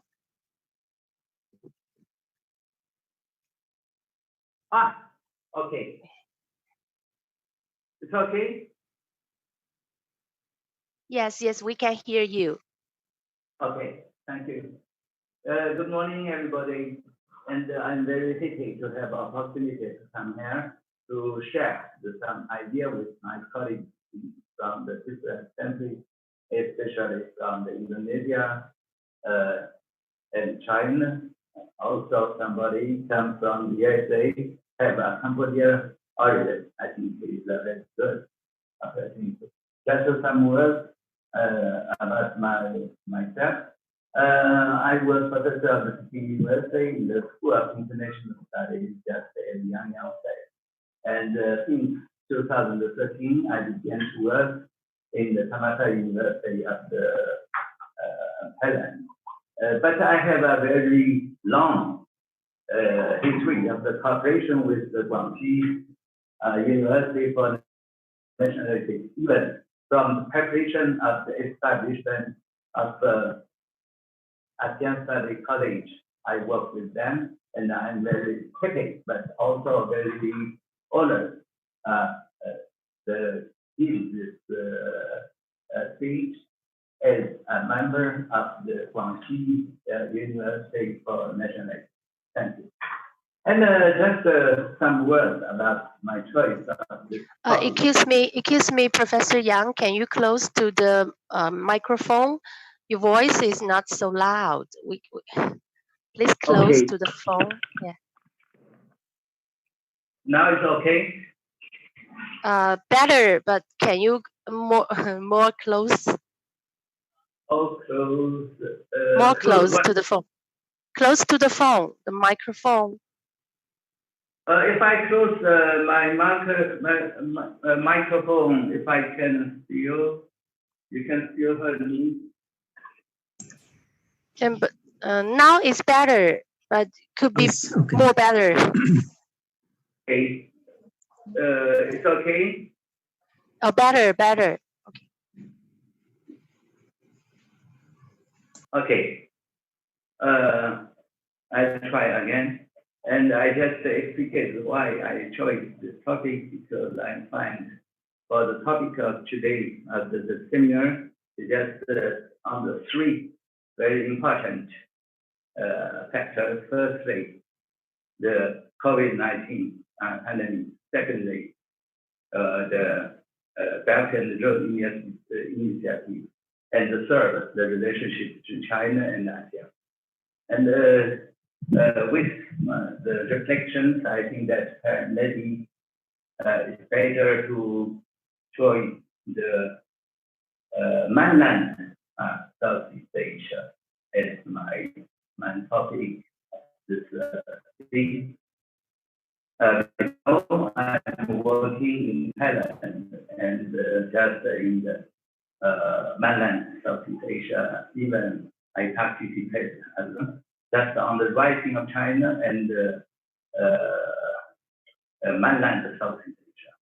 And just with this, I want to talk something about the impact of COVID-19 on the cooperation of the BRI building between China and the mainland. I think maybe we can show directly the next flash. Next one. Next one, please. Yeah. And I want to say that the mainland Southeast Asia is called also as Indo-China Peninsula. This is a very special region because they have a very, it has a very special political, but also the geopolitical position in Southeast Asia. We can find that it's just one side, the Pacific, another side, the Indian Ocean. And from the history, we can find this region is also the most important way for the exchange between West and East. And Indo-China Peninsula, what it means, because it's just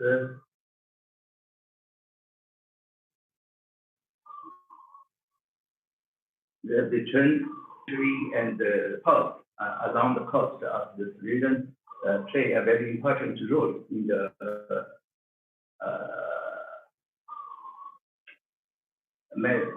maritime Silk Road. But in reality, there are also very important roles in the land exchange and the transport. There are a lot of the Western scholars working on the land roads in this region. For example, the French scholar Perrayangan on the road between China and especially the Guangdong and the Guangxi and the Vietnam now. And we know even 2,000 years ago, there are also special roads we said the west, the southern Silk Road. It means that the road is from the Yunnan and across Myanmar and India and to the Central Asia. Because according to the Chinese history documents, some Chinese missionary find the products from the Yunnan and the Sichuan by the it means that for the Indochina Peninsula is not only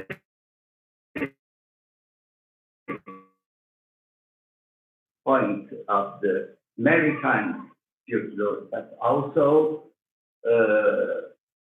play a role, the connection between the belt and the road. Just some introduction.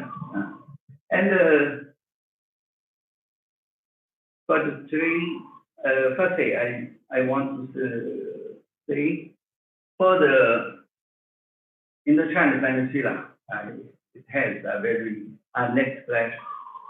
important relations with Belt and Road Initiative.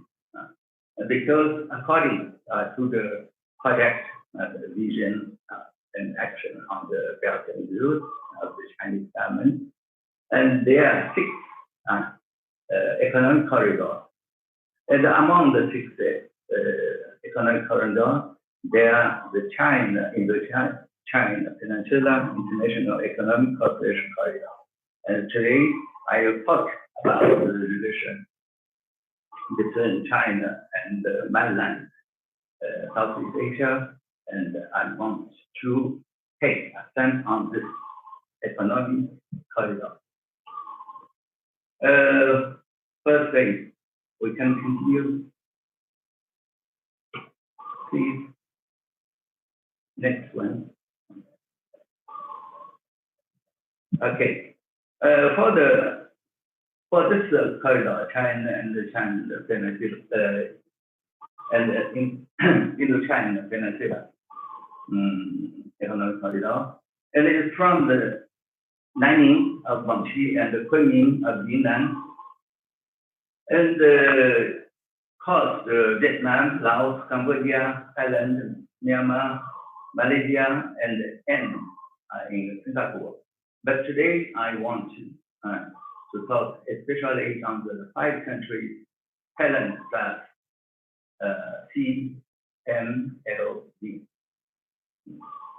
And this is a very important land bridge between China and this region.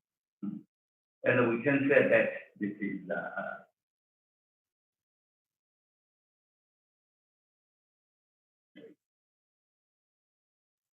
and we can I want to show something about this point with some China, Indo-China. It's interesting that for the 2 corridors, there are ASEAN member countries play its role for 2 economic corridors with Myanmar. One side is for the Chinese Peninsula corridor, another side is for the Bangladesh, China, India, Myanmar corridor. And next one. And this one is the details on the Indo-China Peninsula economic corridor. Okay, and with next one, the publication of this idea, I can find that there are relative development of this economic corridor. Why? Because we find that there are 2 sub-economic corridors were established under this big main corridor. One is the China-Laos corridor, another one is the China-Myanmar economic corridor. Next one.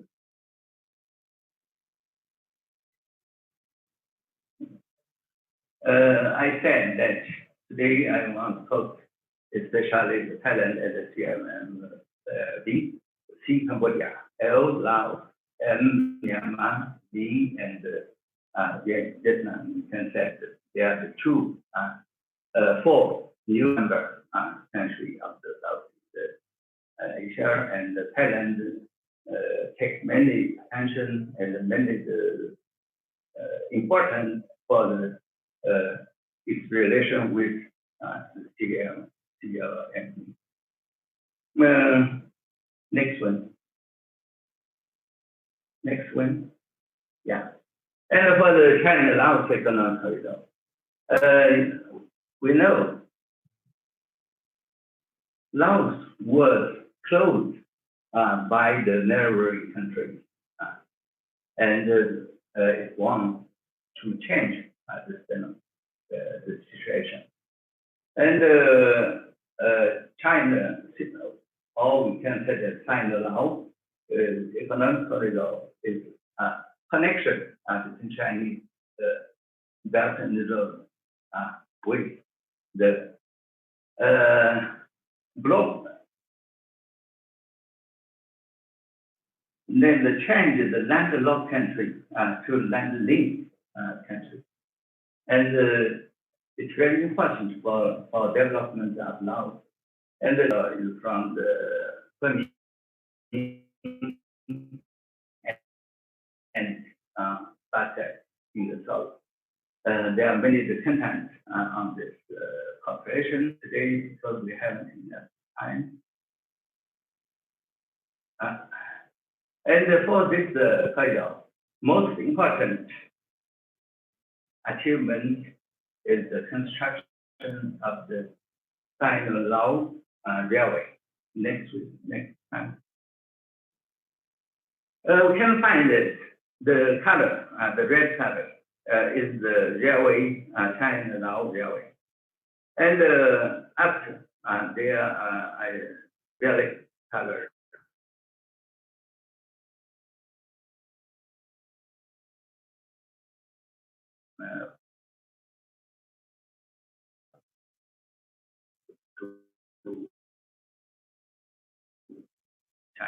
Is okay, and we can find next one.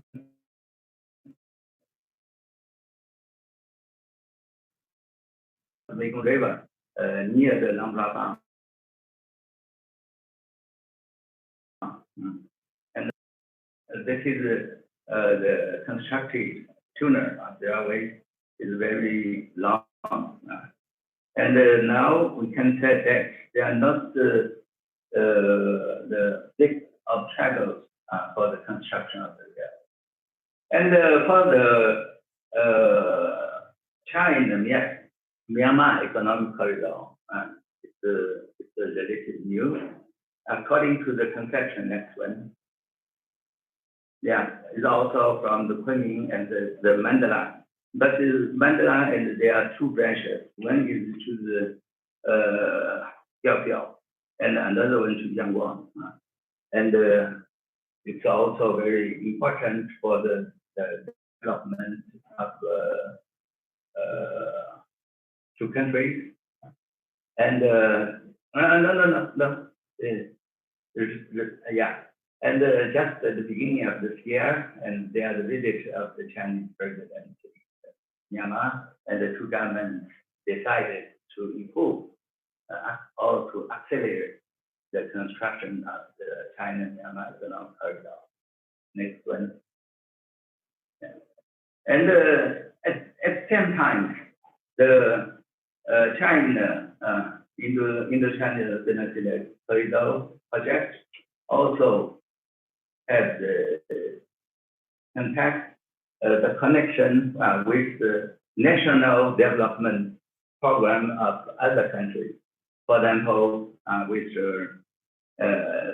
Cambodia's national development plan, rectangular strategy, because this is a strategy but applied by the different sustainability of development Thailand. Next one. For Thailand, it has also a very complex program, is the Eastern Economic Corridor. And for the Chinese, the One Belt and Road Initiative.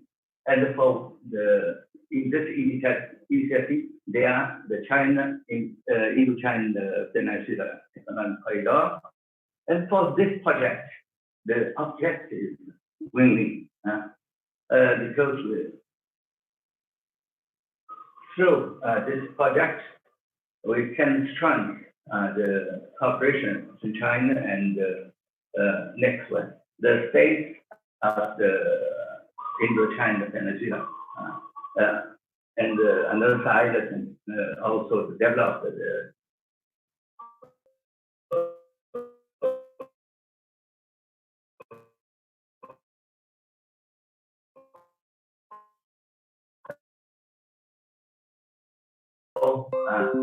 moving of the people between two sides there.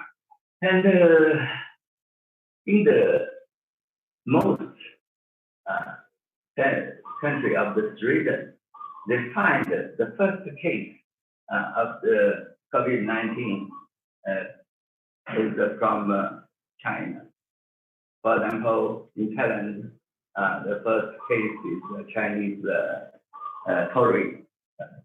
And according to the documents, the first in Laos and Cambodia, the worker there. And in this case, at the beginning, there are some problem. Even there many worry about this. But we said that the pandemic is also a problem of the no traditional separation. And this problem has some special characteristics.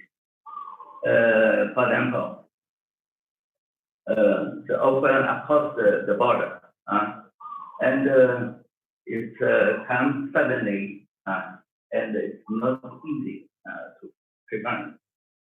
And in this case, there are also impacts very large and serious. We can find there are many direct impacts of the pandemic in this region. Next one. Yeah. For example, for control the expansion of the pandemic, and many the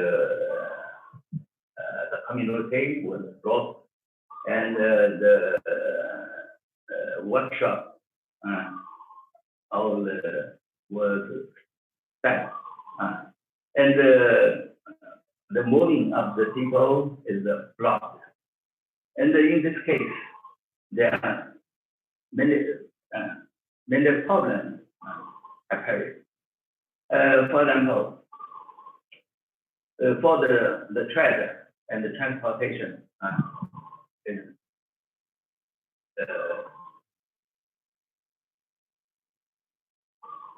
stopped. And in this case, for a lot of the program of construction in the field of the Belt and the Road initiative, and we cannot have the materials, we cannot have the enough workers work now, etc. And in this situation, every country of the region take their attention on the prevention and enter the pandemic. And the economic cooperation or the construction, etc., in the second phase. And in this case, this background and the application of the program involving the Belt and Road, all the China in the Chinese Peninsula. Stop. There's a big problem.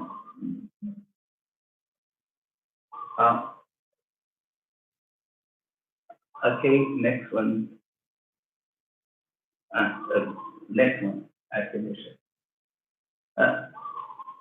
I want just to say, and there are another factor is have a link with the pandemic is the geopolitics sector or the international politics sector. And I will talk later. And for the third country, next one. Yeah. The perspective under the COVID-19, I try to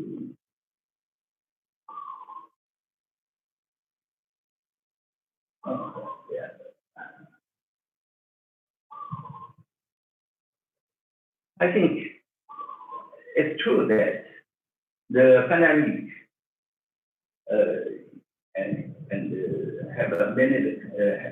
had many impact on the application of the Belt and Road Initiative and corridor, but the Chinese government will continue to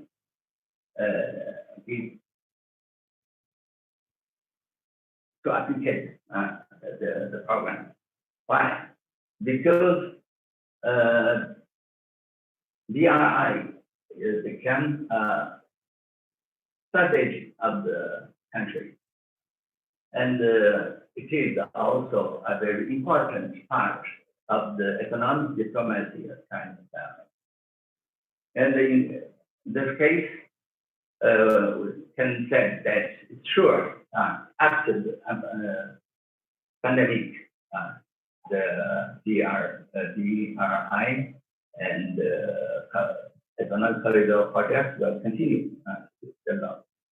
Why? We can remark that even during the pandemic, when Chinese leaders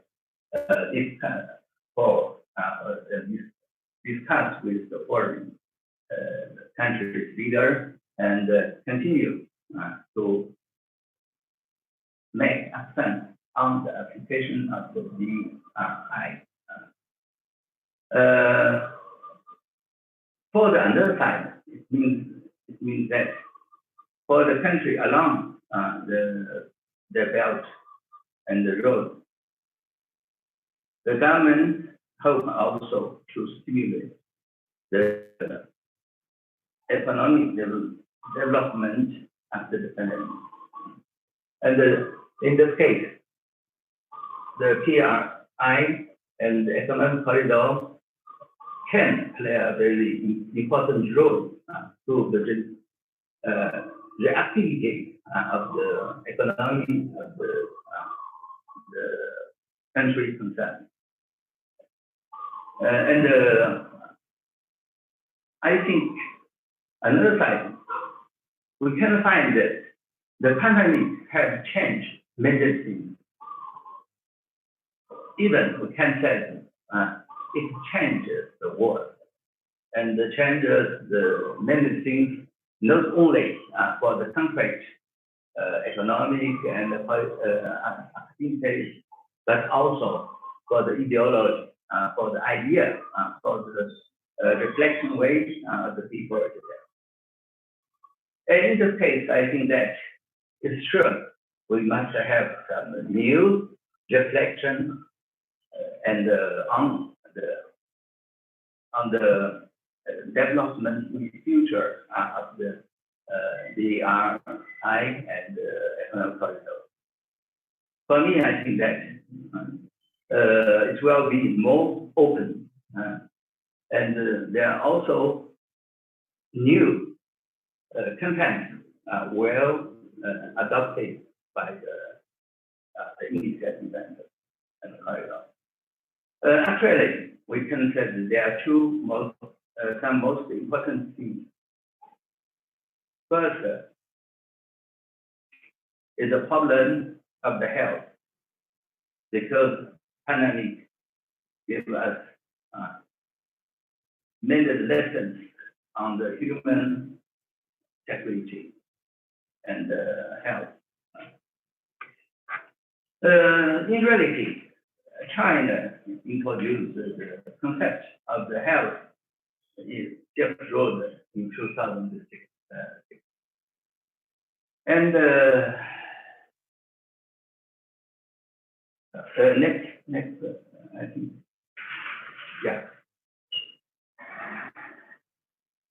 And the outbreak of the COVID-19 pandemic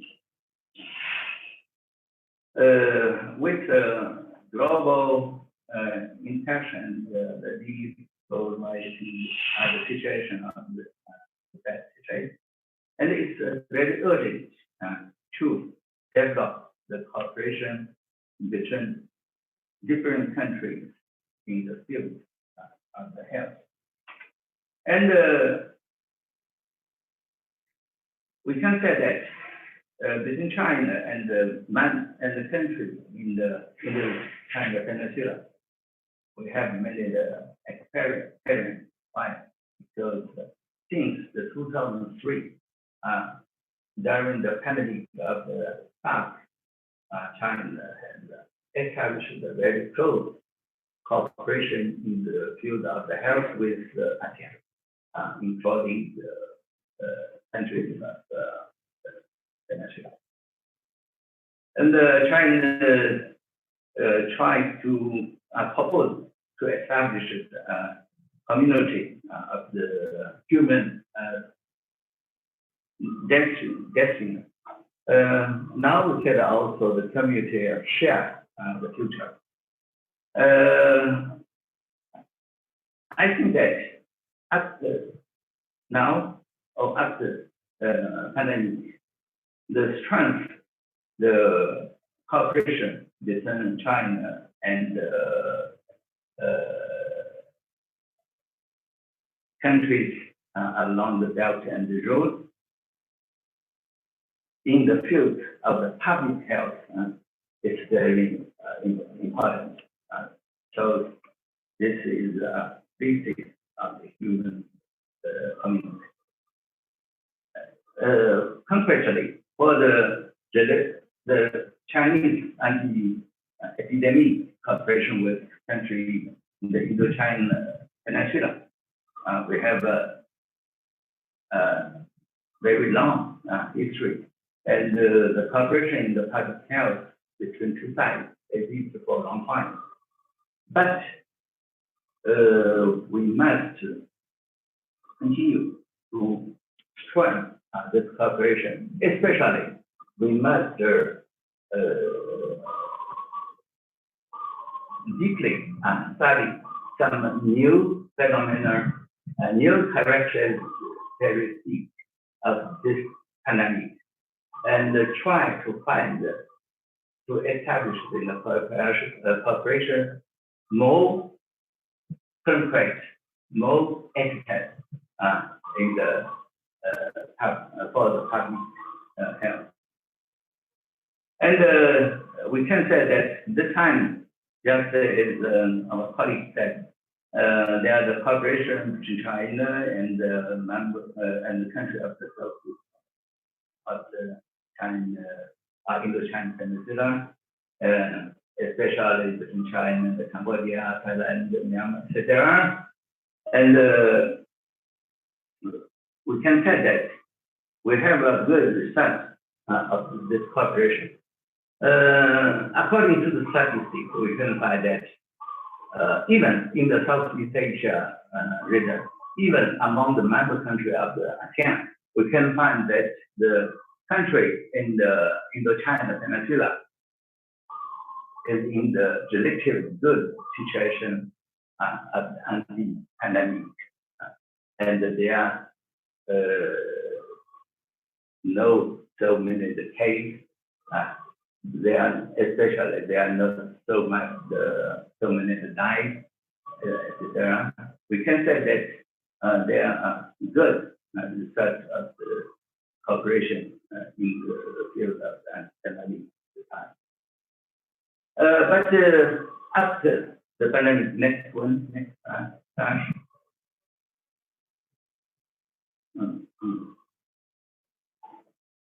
Next one.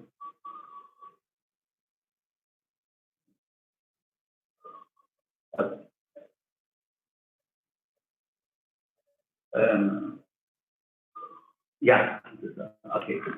And for the post-pandemic cooperation, I think that the cooperation in the field of the public health will be one of the most important fields of cooperation in China for the China and Indo-Peninsula Economic Corridor. I think the two sides will improve the exchange and the cooperation in the fields of the construction of the installation, the training of the person, and the exchange of the information about the epidemic and adopt the common material to anti-pandemic, etc. And the unique object is to establish common community of the health in this region on the basis to give a guarantee for the health of the people. I think this is very, very important. And then next one. And another side, in the after a pandemic, we must discover and develop the new collaboration the high line. For example, since the last year, ASEAN wants to establish the digital ASEAN. This is very important because digital economy plays a role more and more important.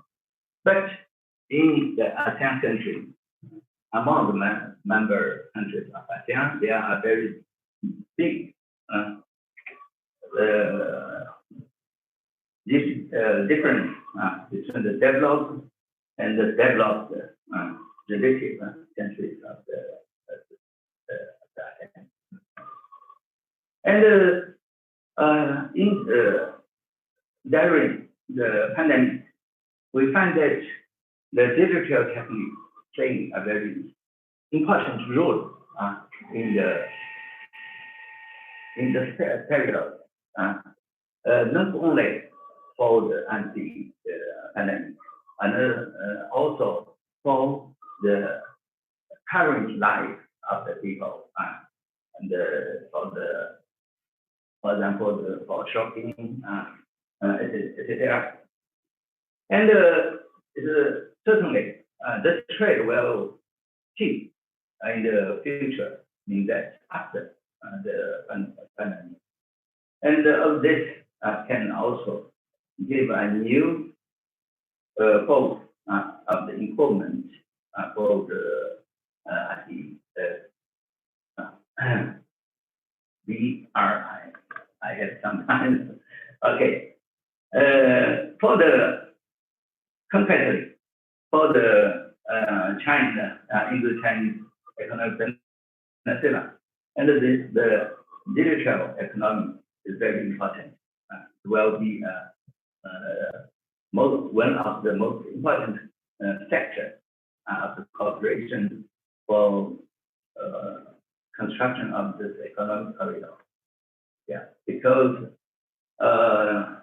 we can find that among the member countries, among the countries of this region, especially some countries have still many problems for the development of digital economy. And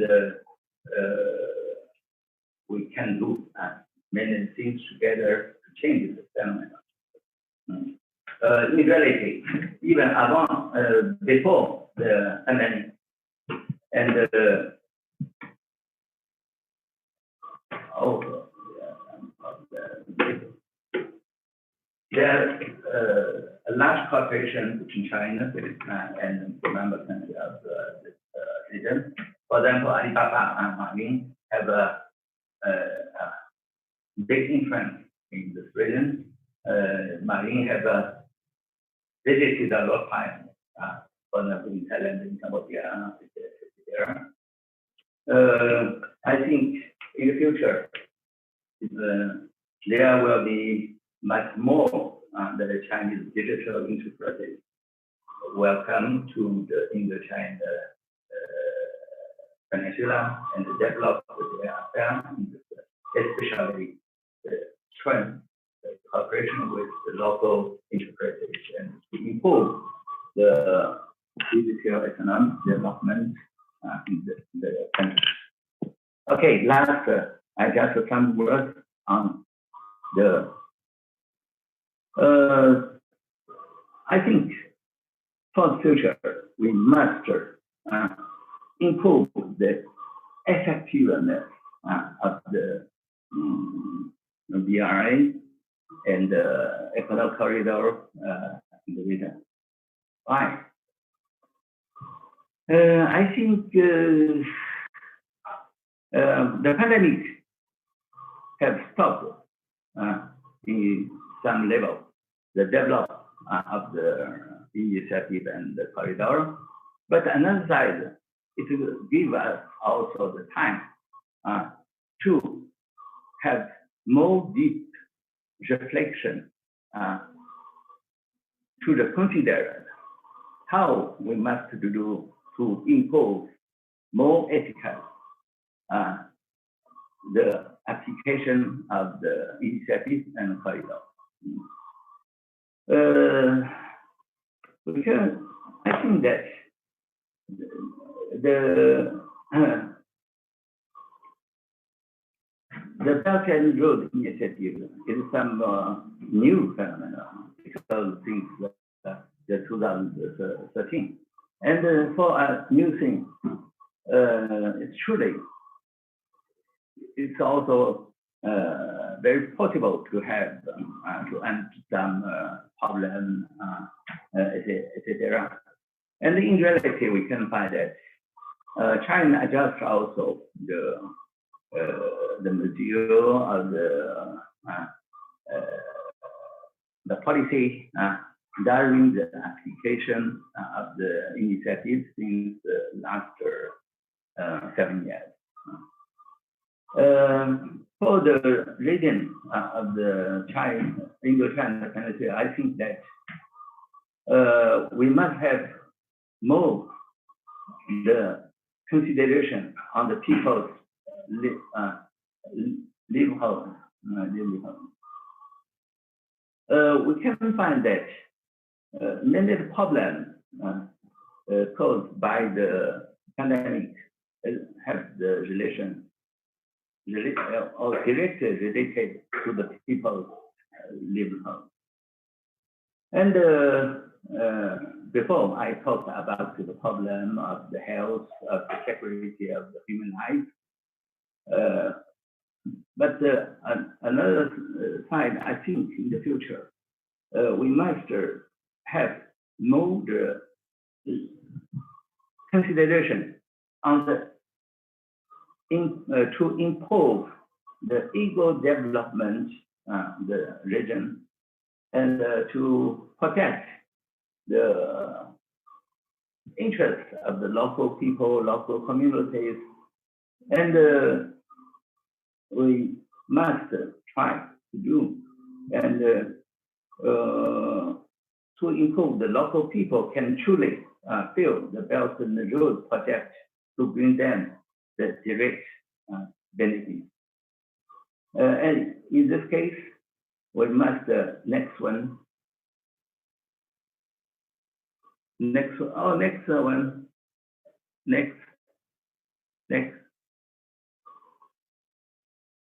Okay. And for this economic corridor, I think we must impose the development of the country of Indo-China, because in this country, much more the most are the developing countries, and even very poor the poor country. And in this case, I think in the future we must have more the link between the initiative and the phenomena of the poverty of the region. We must try to apply or to have more the program on the improvement of the people's level, people's life level in this region. So certainly, for the construction of the Indo-Chinese Peninsula Economic Corridor, we must construct the road, highway, railway, etc. as the infrastructure. But we must also try to do something to pull the sustainable development of the national economy, so that it can provide the impetus for the sustainable development for the countries along the corridor. Actually, they are also very important problem to discuss, because the pandemic is still, and there's a problem to the reopen and renew the production, etc. And between China and the member and the country of the region, which we must have more the cooperation to find the solution to accelerate the reopen of the economy, the production, etc. Because if they are not the reopen of the economic activities, it's difficulty to find a solution for the problem of the existence, the life of the people, especially the poor people. And in the future, I think that we must to plan more the project along the economic corridor to improve the people's life. Okay, next slide,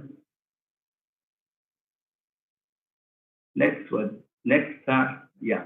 And we must enlarge the open of the project program. We can say that the Belt and Road Initiative was proposed by China, but not exclusively by China. From the beginning, it is for the principle of the co-consultation, co-construction, and the sharing, and it's also open to third-party cooperation.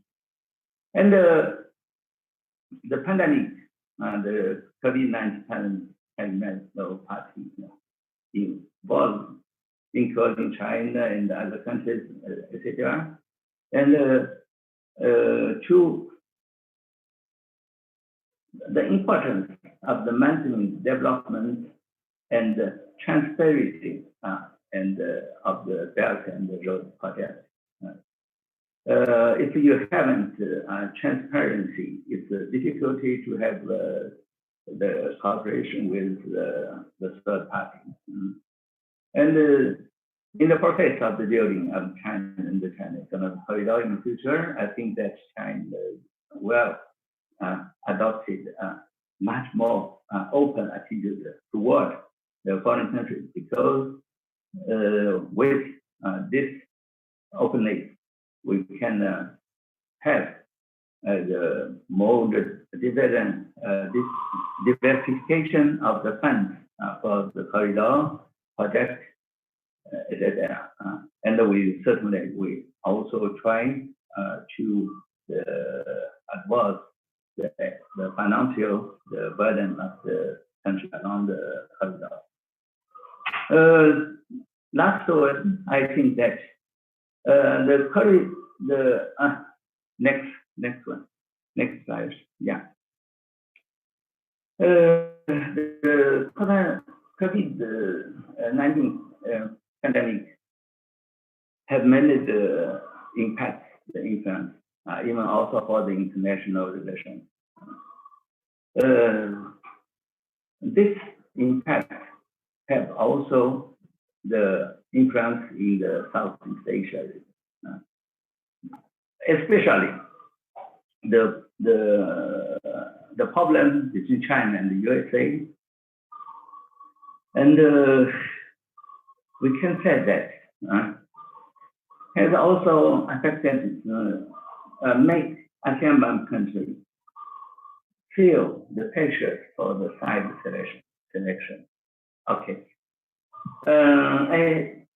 In this case, we must keep the core branch and try to have the deeper analyze on the situation and try to find correct or the good way to keep the cooperation between China and ASEAN, China and the country of the Indo-China Peninsula, etc., in the normal way. Recently, during the meeting of the foreign ministry of the ASEAN, I think for the 43rd birthday of the ASEAN, and the ministers have a declaration and try to keep the stability, the peace and development of the region. I think this is a good basis for the relation between China and ASEAN, even during the pandemic. That's some conclusion, some words of conclusion. We can say that in the impact of the pandemic, the economic situation not so good in the world, but China have a relative good development during the pandemic, especially for the second season of this year, and we have China has 3.2% of development. I think it gives also some the confidence to the world economy. I think in the Indo-China Peninsula region, China and the countries of this region has the confidence to resume economic development affected by the pandemic as soon as possible. And in this case, the construction of the China Indo-China Economic Corridor, we see some of the Belt and Road is born and to take a new look and make a new achievement after the pandemic. For this, I have enough the conviction. Okay, thank you very much for your attention. This is just my personal idea. Thanks a lot to Professor Yang Baoyun and his research and his analysis, especially on in the background of COVID-19.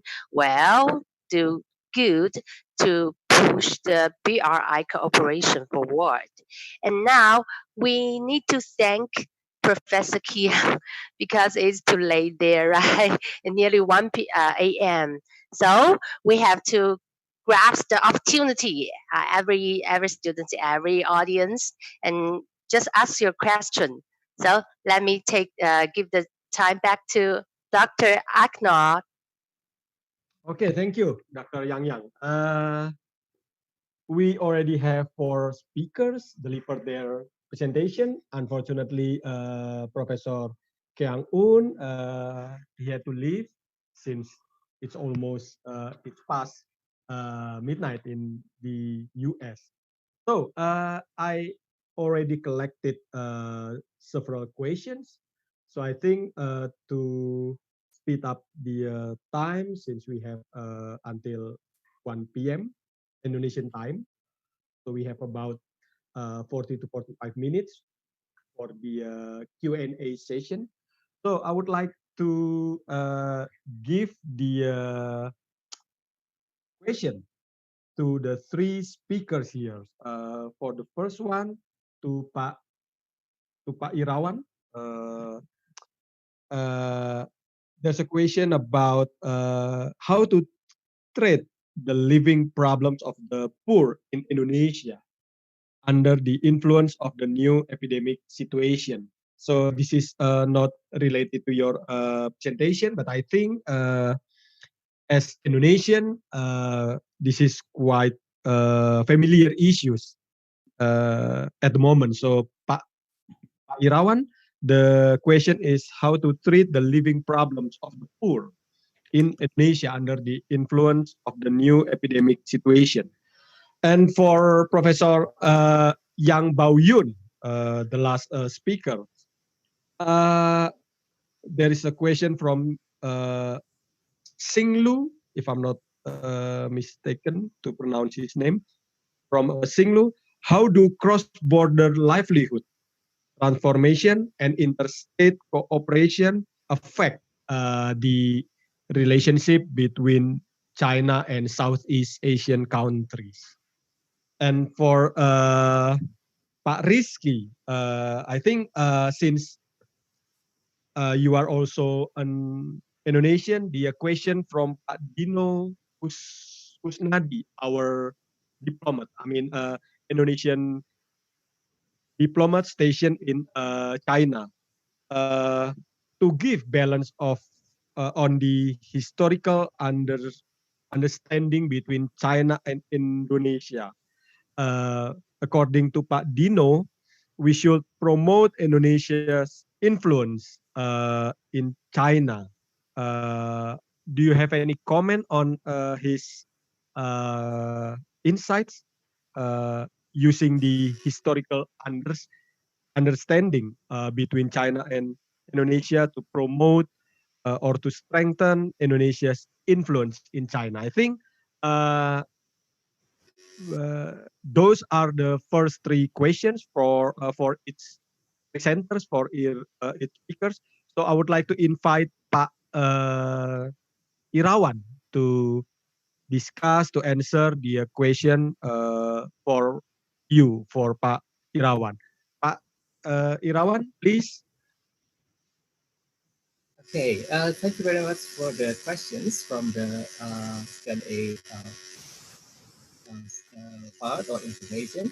I understand that there have been several questions for me, but considering the time, I will just cover them in a general session. But I think each question needs to be answered as it has been addressed to me. So the question from Bapak Dino Kusnadi, the Deputy Chief of Mission from the Republic Indonesia in Beijing, about the jejak Nusantara in Tiongkok, or the footprints, the Indonesia footprints in China. I will relate my answer with the question addressed by Guangxi and also Rudolph from LIPI. Yeah? It's about soft power. I think those questions, those concerns are about soft power. And indeed, I fully agree with the measures that has been conducted by Bapak Dino Kusnadi. Selamat pagi Pak Dino. Semoga biasa sehat dan baik-baik di China. I think I share your concern, your idea that the jejak Nusantara in Tiongkok, the footprints of Indonesia in China is a kind of cultural diplomacy, and this is a part of soft power, and this is a very important measure taken by Indonesian people, especially the diplomats. I fully agree, and I fully support your intention to initiate or to undertake the program. I go to the question addressed by Wang Xi about soft power also. Again, soft power is a kind of power which is equally important, especially in forging peaceful relations among states. So, China soft power. I think China soft power has been conducted in various forms, and China's soft power is sorry, and I think, to my understanding, between soft power and hard power is the economic practice or the economic cooperation. So I think if we can demonstrate the fruitful of economic cooperation between countries, then the soft power will be supported, will be strengthened. About the question addressed by Bapak Rudolf from the Indonesia Institute of Science, or LIPI, about the role of Chinese diaspora and the BRI, I don't have detailed information about it, but I'm quite confident, referring to the notes, the recommendation I put in my recommendation in the conclusion, importance of multi-level cooperation.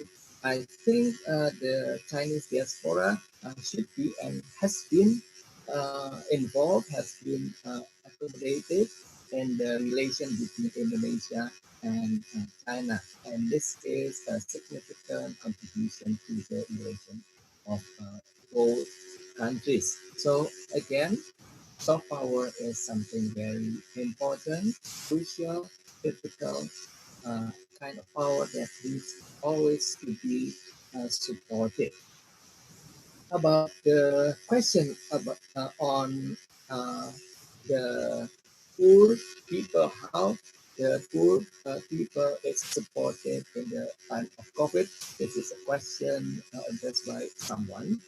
He or she wrote the name in the Chinese language. I cannot hardly know. I can hardly know whether it's a he or a she. But the question is about the treatment of Indonesia to the poor people that heavily affected by COVID.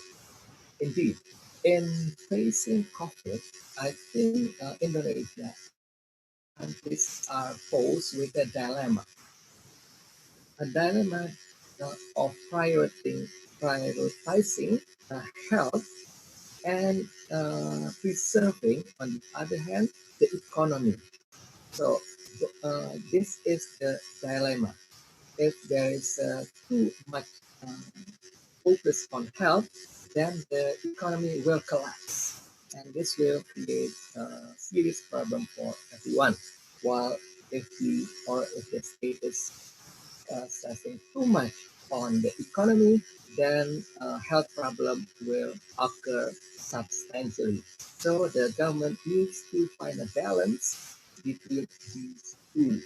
And up until now, to my knowledge, the Indonesian government has implemented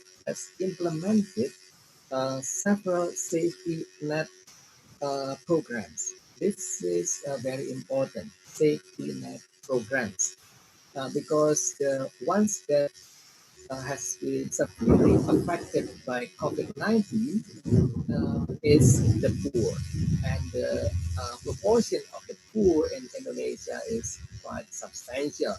The poor has very short ability to survive economically, as they depend on daily income. So the poor needs to be strongly supported. There have been several programs in this regard. For instance, the Kartu Prakerja facility for they who are not yet working, subsidy quota, subsidy for getting a quota for the internet, and financial subsidy for the people who have income less than 5 million rupiah. There has been a contribution of 600,000 rupiah monthly. Also, the bansos, or free facility for fulfilling daily necessities. So the state has tried its utmost, I think, to poor, although regarding to the proportion of the poor, the big proportion of the poor, and the limitation of the state budget, uh, the result is not ideal, but the result is substantial. And the last question is from Adi from our postgraduate student in Kupar about the tension between Indonesia and China regarding to the South China Sea. I will link this with the question addressed by Singlu. So, uh, Adi said that there has been frustration of Indonesia in dealing with the issue of South China Sea, specifically with the issue of Natuna case. As I have mentioned earlier, through the map or through the visualization, that the tension between Indonesia and China happened in the very southern part of the nine dash line. It means that it is not very substantial for China, but it is very important for Indonesia.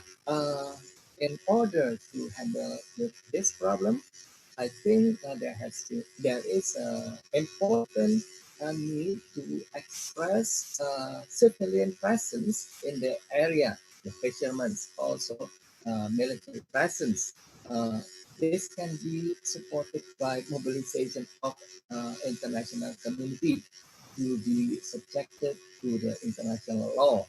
And bilaterally, this can be supported by the BRI projects. Why the BRI projects? Because, and especially also the cooperation between Bio Farma and Sinovac.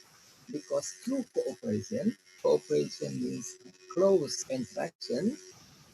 If the cooperation can be conducted successfully, satisfactory for both parties, then trust will bloom, trust will emerge, trust will be preserved for both countries.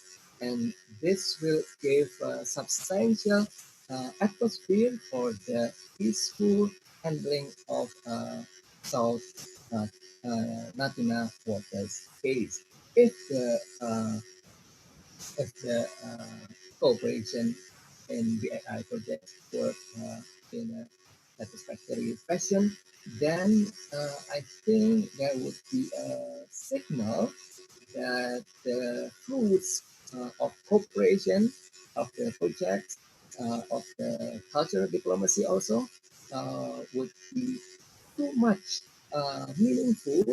The fruits will be uh, very valuable, and this makes conflict become an unrealistic option. This is my answer to the questions that addressed to me. Thank you very much for the questions. I hope we can have exchange of thoughts, exchange of thinking to this. Thank you. Thank you, Irawan, for those answers. Actually, there are also the question gave to Pak Irawan. So for the next speaker, I would like to invite Pak Rizky to comment on Pak Dino's statement. Should we promote Indonesia's influence in China to give more balance on the historical understanding between China and Indonesia? Pak Rizky, please. Okay, thank you, Pak Tian, for the opportunity.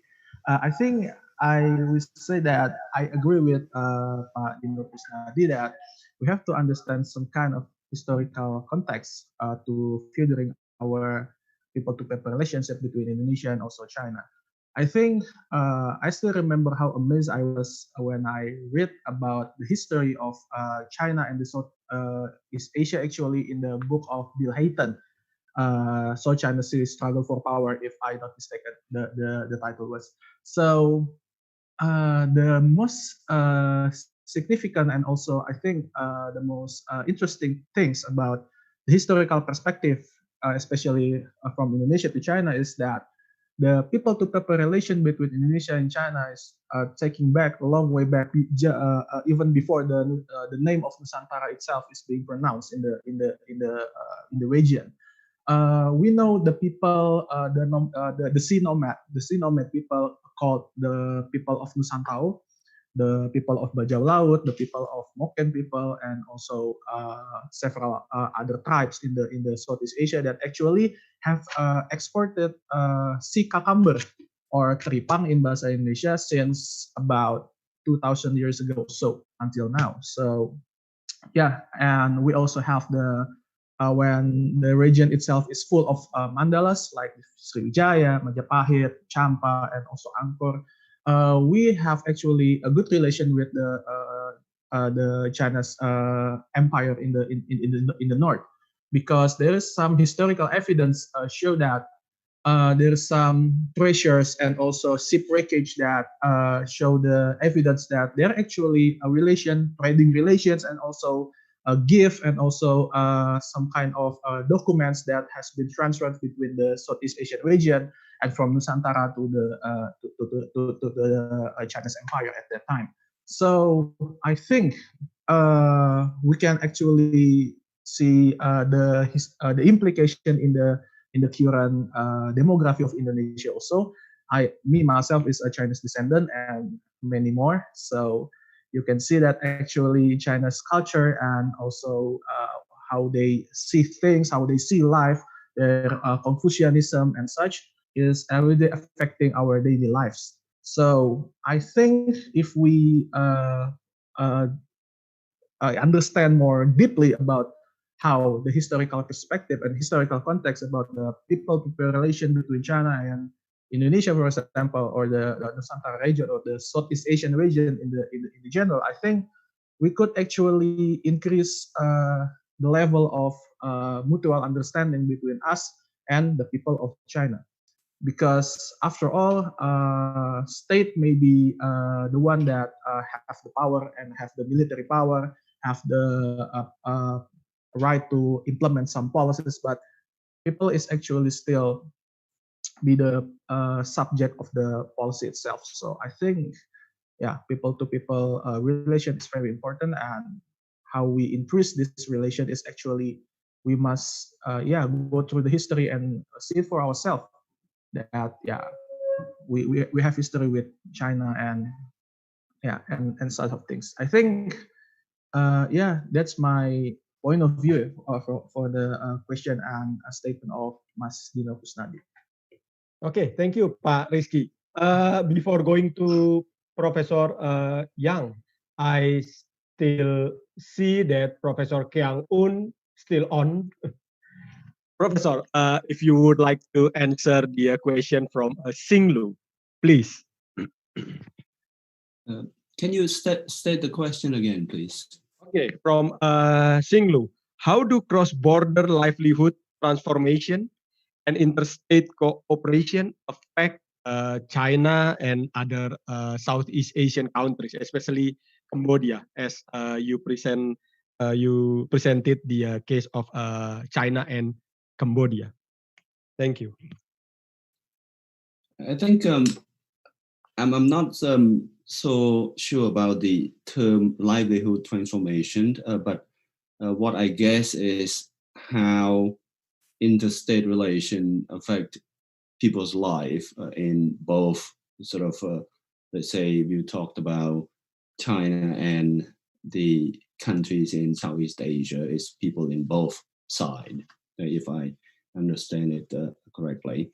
And I think the interstate cooperation, and here we talked a lot, I think, over the past several minutes on the issue of soft power and the interaction between state based on the principle of soft power has become increasingly significant for addressing not just relationship between state, but here the livelihood of people as well.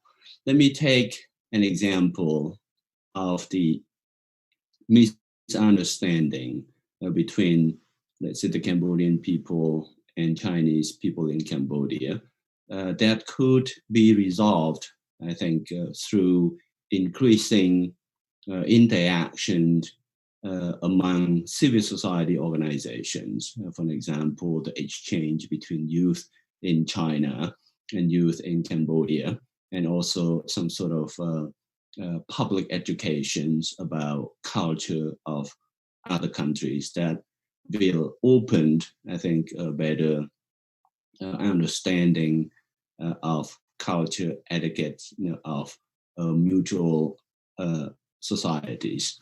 And in terms of livelihood transformation, and this is important in the sense that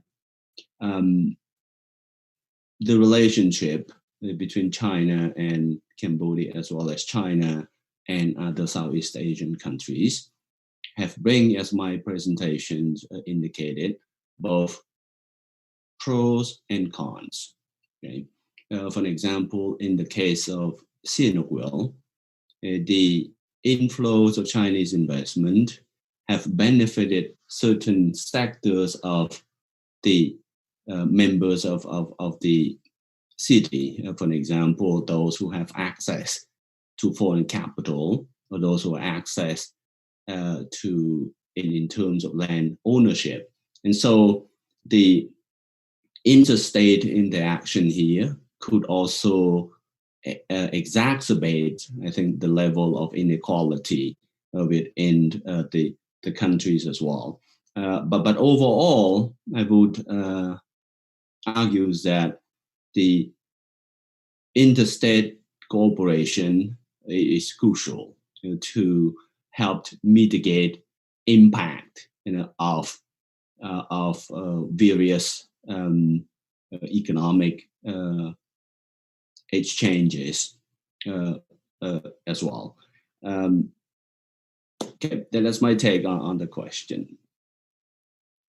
And it gives me, Dr. Acknor, because I got a question from the MA students from Guangxi University for Nationalities, and it's not convenient for me to change it into from the computer to the cell phone. So the question is like the last one. In your opinion, Professor Kiang, what kind of measures should be taken by China to just change the image as in Cambodia society? That is a very good question. I think my collaborator would agree with this. The statement here is that China has helped to build over 3,000 kilometers of roads in Cambodia. It's built, I think, probably half a dozen of bridges across the Mekong River. And Chinese economic investment has, I think, contributed to the sustainable economic growth in Cambodia.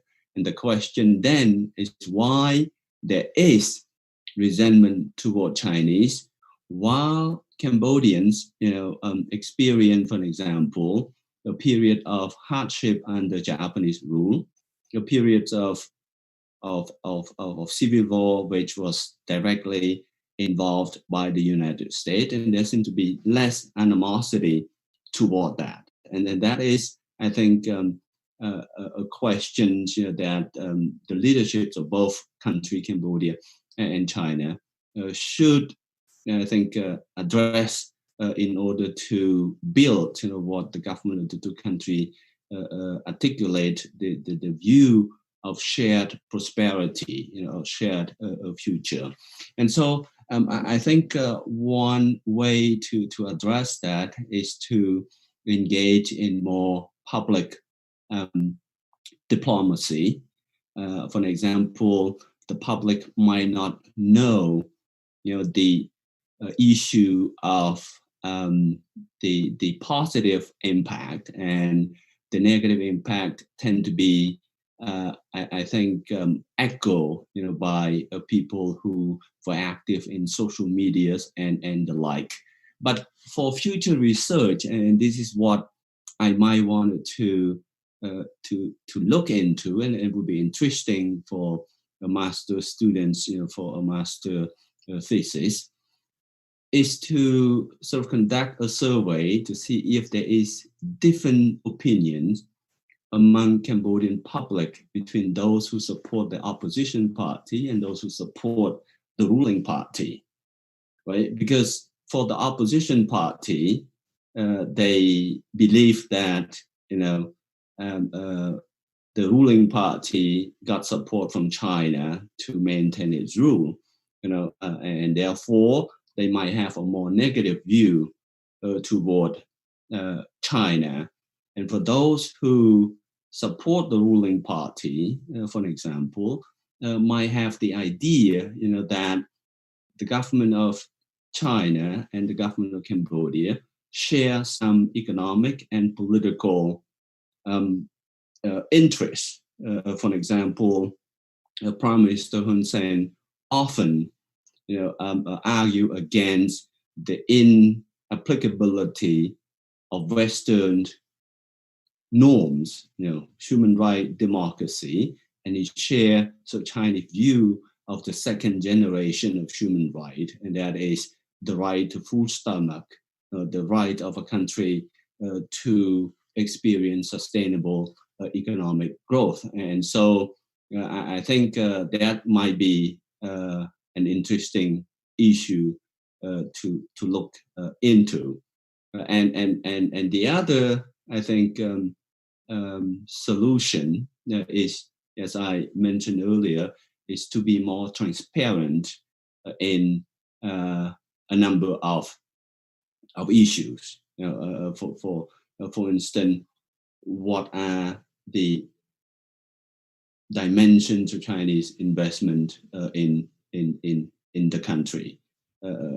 For instance, because sometimes in Cambodia they would say whispering is louder than a loudspeaker, and that's those who hold the negative views, might be able to echo it more, through various form of media. And the other issue here is that that sort of China would have the policy wherein it tend not to interfere in the domestic affairs of another country, and that is, I think, is an appropriate principle. But in many cases, countries in the developing world that China has been engaging with have varying level of state capacity. And therefore, the Chinese government should have to strengthen state institutions in the host countries as well, because failing to do so might allow, some, corrupt element within the community of investors, as well as the government officials, to collude in one form or another, and that will ultimately negatively affect the public image of China, not to mention the image of the host government itself.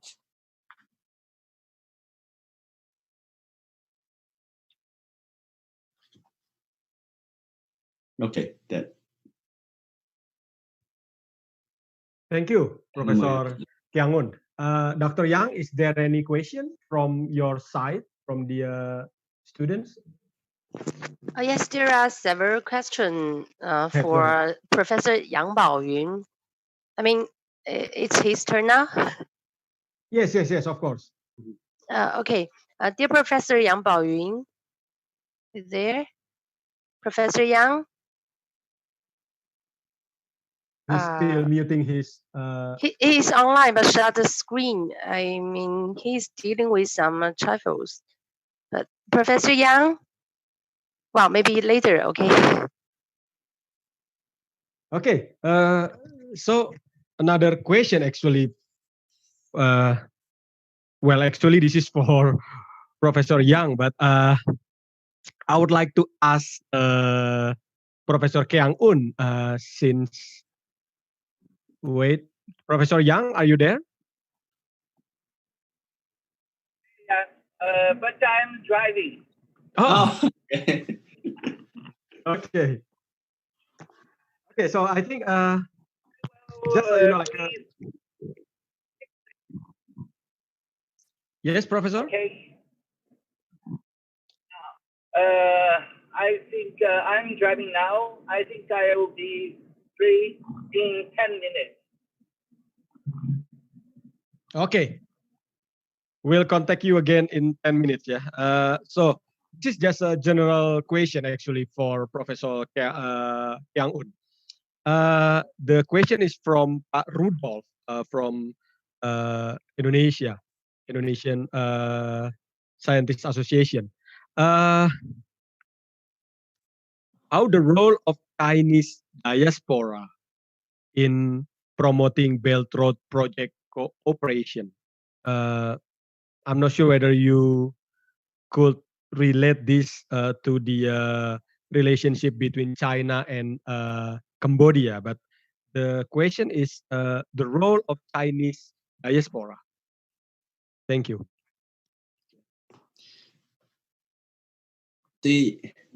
I think the rest of the panelists could chime in if you wish. Is that Belt and Road Initiative, to my knowledge, is a very comprehensive project that engage, not only in the construction, as some of our presenters have highlighted, of infrastructure projects, but also engage in investments of all forms, right?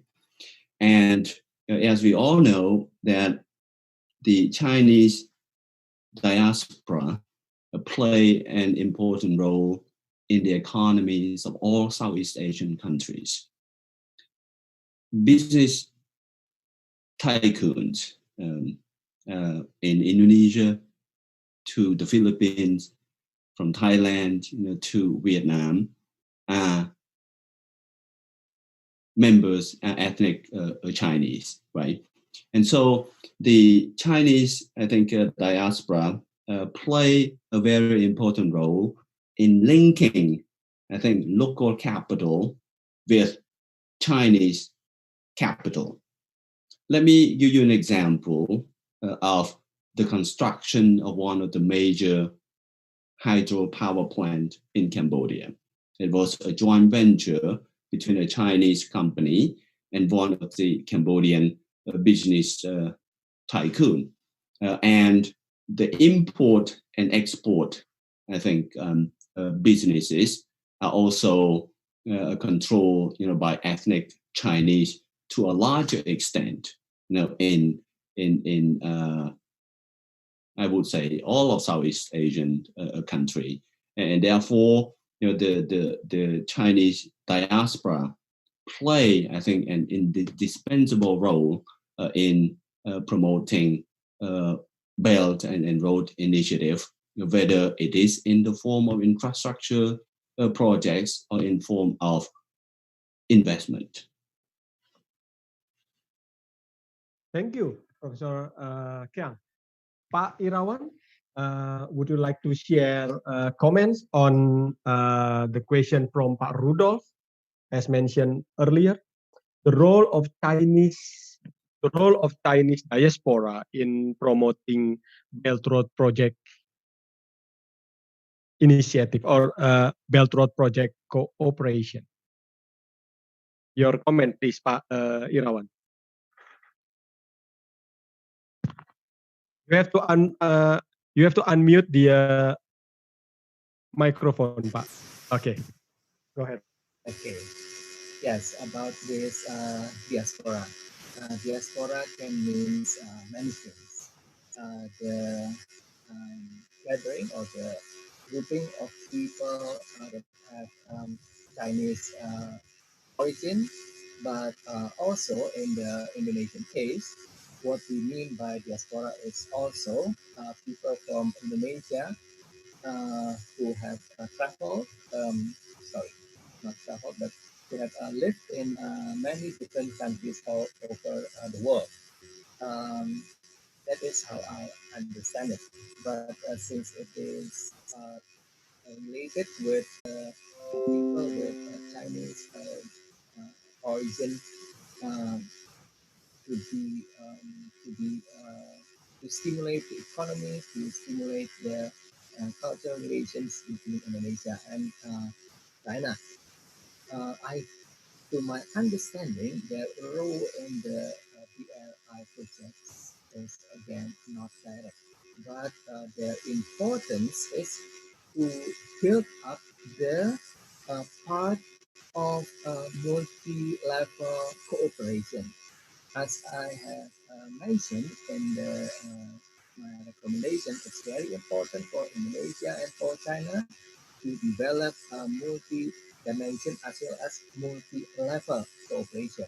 And what I mean with multi-level cooperation, the cooperation in the state and state level, and the society and society level, the relation between business people, the relation between provincials, the relation between cities, sister cities, and so on and so forth. So, to my understanding, the diaspora group play a role as an indirect supporter of the BRI projects.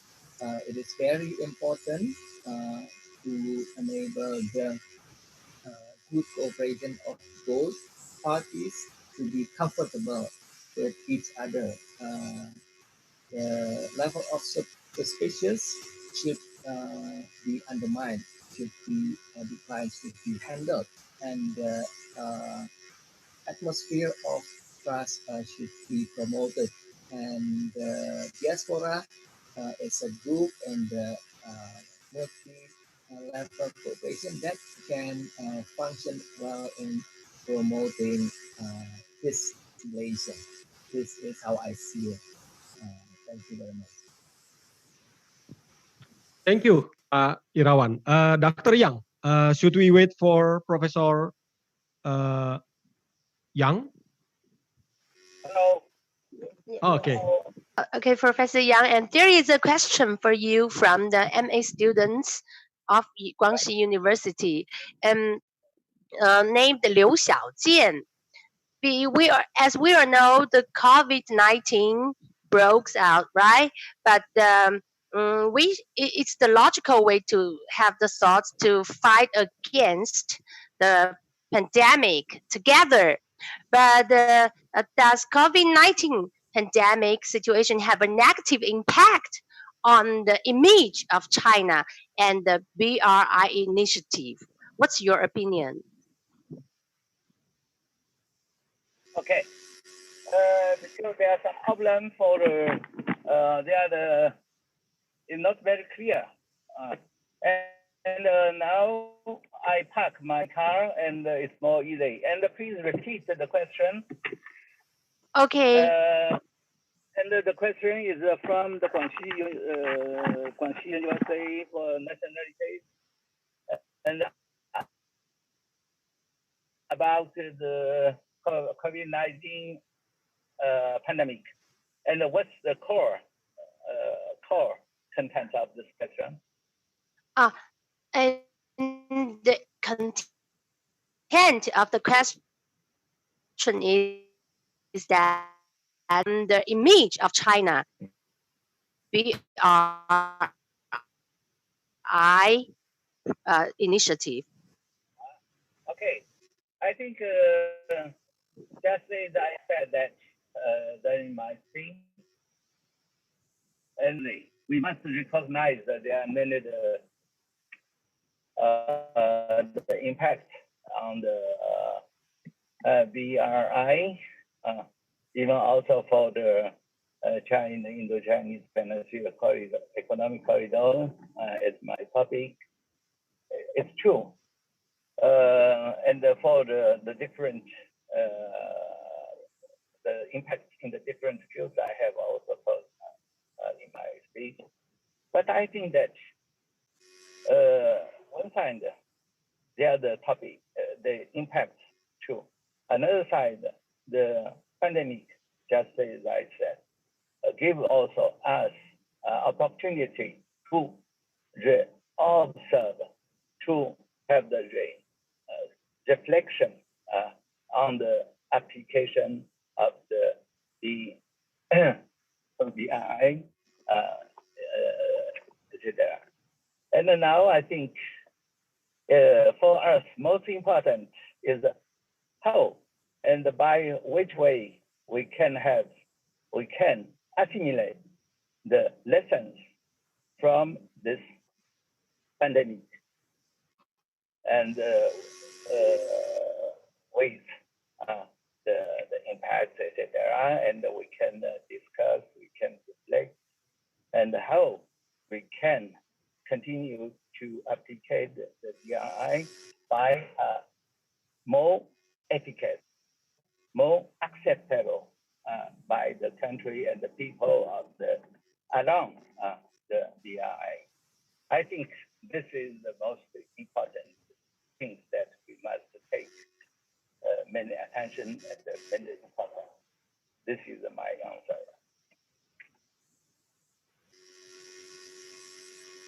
Okay.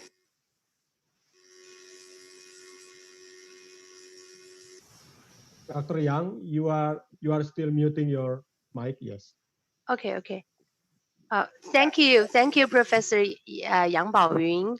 And as to these questions, what are the opinions of Professor Kiang and Ilawan? Because we should stay together to fight against the pandemic, but now China has to face the problem of reputation, right? The image, and no matter Cambodia society, Indonesia society, they maybe have some negative recognition to China. So what are your opinions about how to push forward the BRI initiative, and how to China take the measures to change the negative image? What are your opinions about this? This question is for Professor Kiang, Professor Ilawan, and all the guests. Okay. Would it be all right if I take first chance? Sure. Yes, Mas. Go ahead, Mas. Yeah? Yes. Well, to my understanding, okay. So, to my understanding, first I have to be honest that in Indonesia, I'm not talking Asia, but in Indonesia, there has been what is this? The negative side and the positive side on the image of China in Indonesia. Yeah? The BRI projects also is accepted not without protest from the people. The case happened in the projects, the building of railway between Jakarta and Bandung. There has been concern about the involvement of many Chinese workers in the project. This case also happened in the case of Morowali in Sulawesi, in the building of the factory of carbon, lithium. Nevertheless, I think I'm still confident that the BRI projects and also the way China contribute to overcome the global health crisis of 2020, the COVID will determine the image of China in a global scope. I still remember the statement of one of China's leader, uh, rising China, according to him, should be understood as peaceful rise of China. This is something way to be implemented by many countries, people all over Southeast Asia and in many places, I think. So if this can be materialized, peaceful rise of China, then this will strongly promote the image of China. And one way to do this in Indonesia, perhaps elsewhere, in the practice of Belt and Road Initiative, the projects should be beneficiary for both parties. So or if this can be materialized, then I'm quite confident that the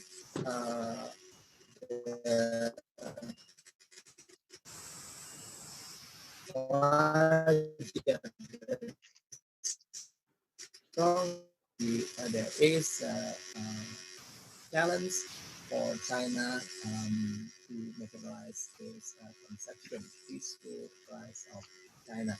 This is how I see it. Thank you very much.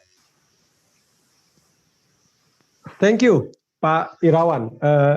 Dr. Yang and also Professor Kiang Un, I apologize, but due to time constraint, I think we should finish the session. I will hand over the session to Ibu Ratih Indraswari. Ibu Ratih, the Zoom is yours.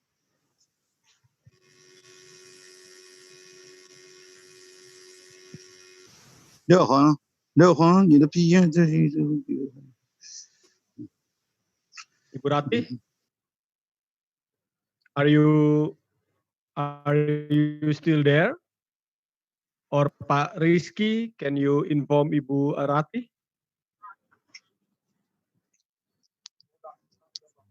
Ya, Mbak Ratih, Hi, mute. mute. Okay, Ibu Ratih. Hi, I'm sorry, the Zoom is mute yours. got blocked. Thank you very much. Thank you very much, Dr. Arnold, actually, and Dr. Yang for moderating the discussions. I have to say that there are apparently a lot of things to discover yet, yeah, and we have like 4 speakers. It means like more time, and then there are a lot of questions that need to be answered. I think there's some few questions that has not been answered yet, but we will actually send the question to the speaker if the speaker willing to answer the question perfectly. And also in this conclusion, I think we can agree a few things coming from the discussions that ASEAN and China relationship is becoming much more interesting topic now. And I think when we talk about BRI, it also talking about challenges and also opportunities in some way. We also mentioned about the role of soft power in this sense and public diplomacy. I think that's something that came up. And I think it is a very interesting note to mention that I think both of us believe that a good relationship can come from a good people-to-people interactions. Yeah. So we cannot actually set aside only country or state relationship and then neglect how actually people-to-people interaction can bring something towards the correlation between state. And talking about people-to-people interaction, I think this webinar is one example of people-to-people interactions. And I'm really, really glad that we can actually have this. This is our first, and I hope this won't be our last. Again, I would like to extend my gratitude towards all the speakers, especially for Professor Kian, who's actually residing in the United States now. So it must be like already over midnight time. Thank you for keeping up with us. And then to Professor Yang, I hope you arrived safely already. And again, Mas Irawan, Mas Rizky, who's just in front of me. Thank you so much for these sessions. I will be sending you an email soon after detailing some of the presentations. If you aren't willing to share the presentations, please let us know. So we're not going to share your presentation among the speaker. And the second one, we will send you the link of our YouTube. So then the YouTube can be distributed among your students. Another thing is actually the YouTube, I will ask your permission to be used as a reference in one of our classes, especially when we talk about how ASEAN, China, with the Cambodian perspective in it as well.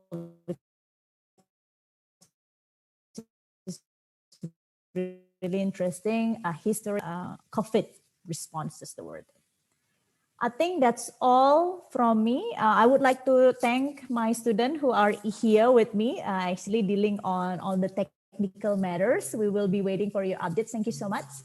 And then again, Pak Pius, the Dean, Pak Sugiri, would you like to say something, Pak Sugiri? I think Pak Sugiri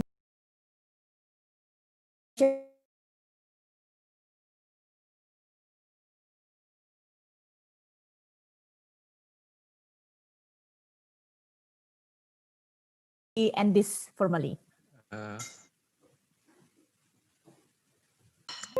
So I hope, as the others said, this is not the first cooperation. We will have another cooperation again with different topic. Maybe we can invite all of you again. And thank you for all cooperation from the student, from the lecturer in the UNPAR, and also from Professor Yang from the Guangxi University for Nationalities. Without their support, without their cooperation, this webinar will not happen. Thank you for everybody. Bye-bye. Okay. Thank you. So for the last one, could you turn on your camera also? We're going to have a screen picture. Okay. Okay, everyone is ready. Student, can you take one for us, please? Okay, 1, 2, 3.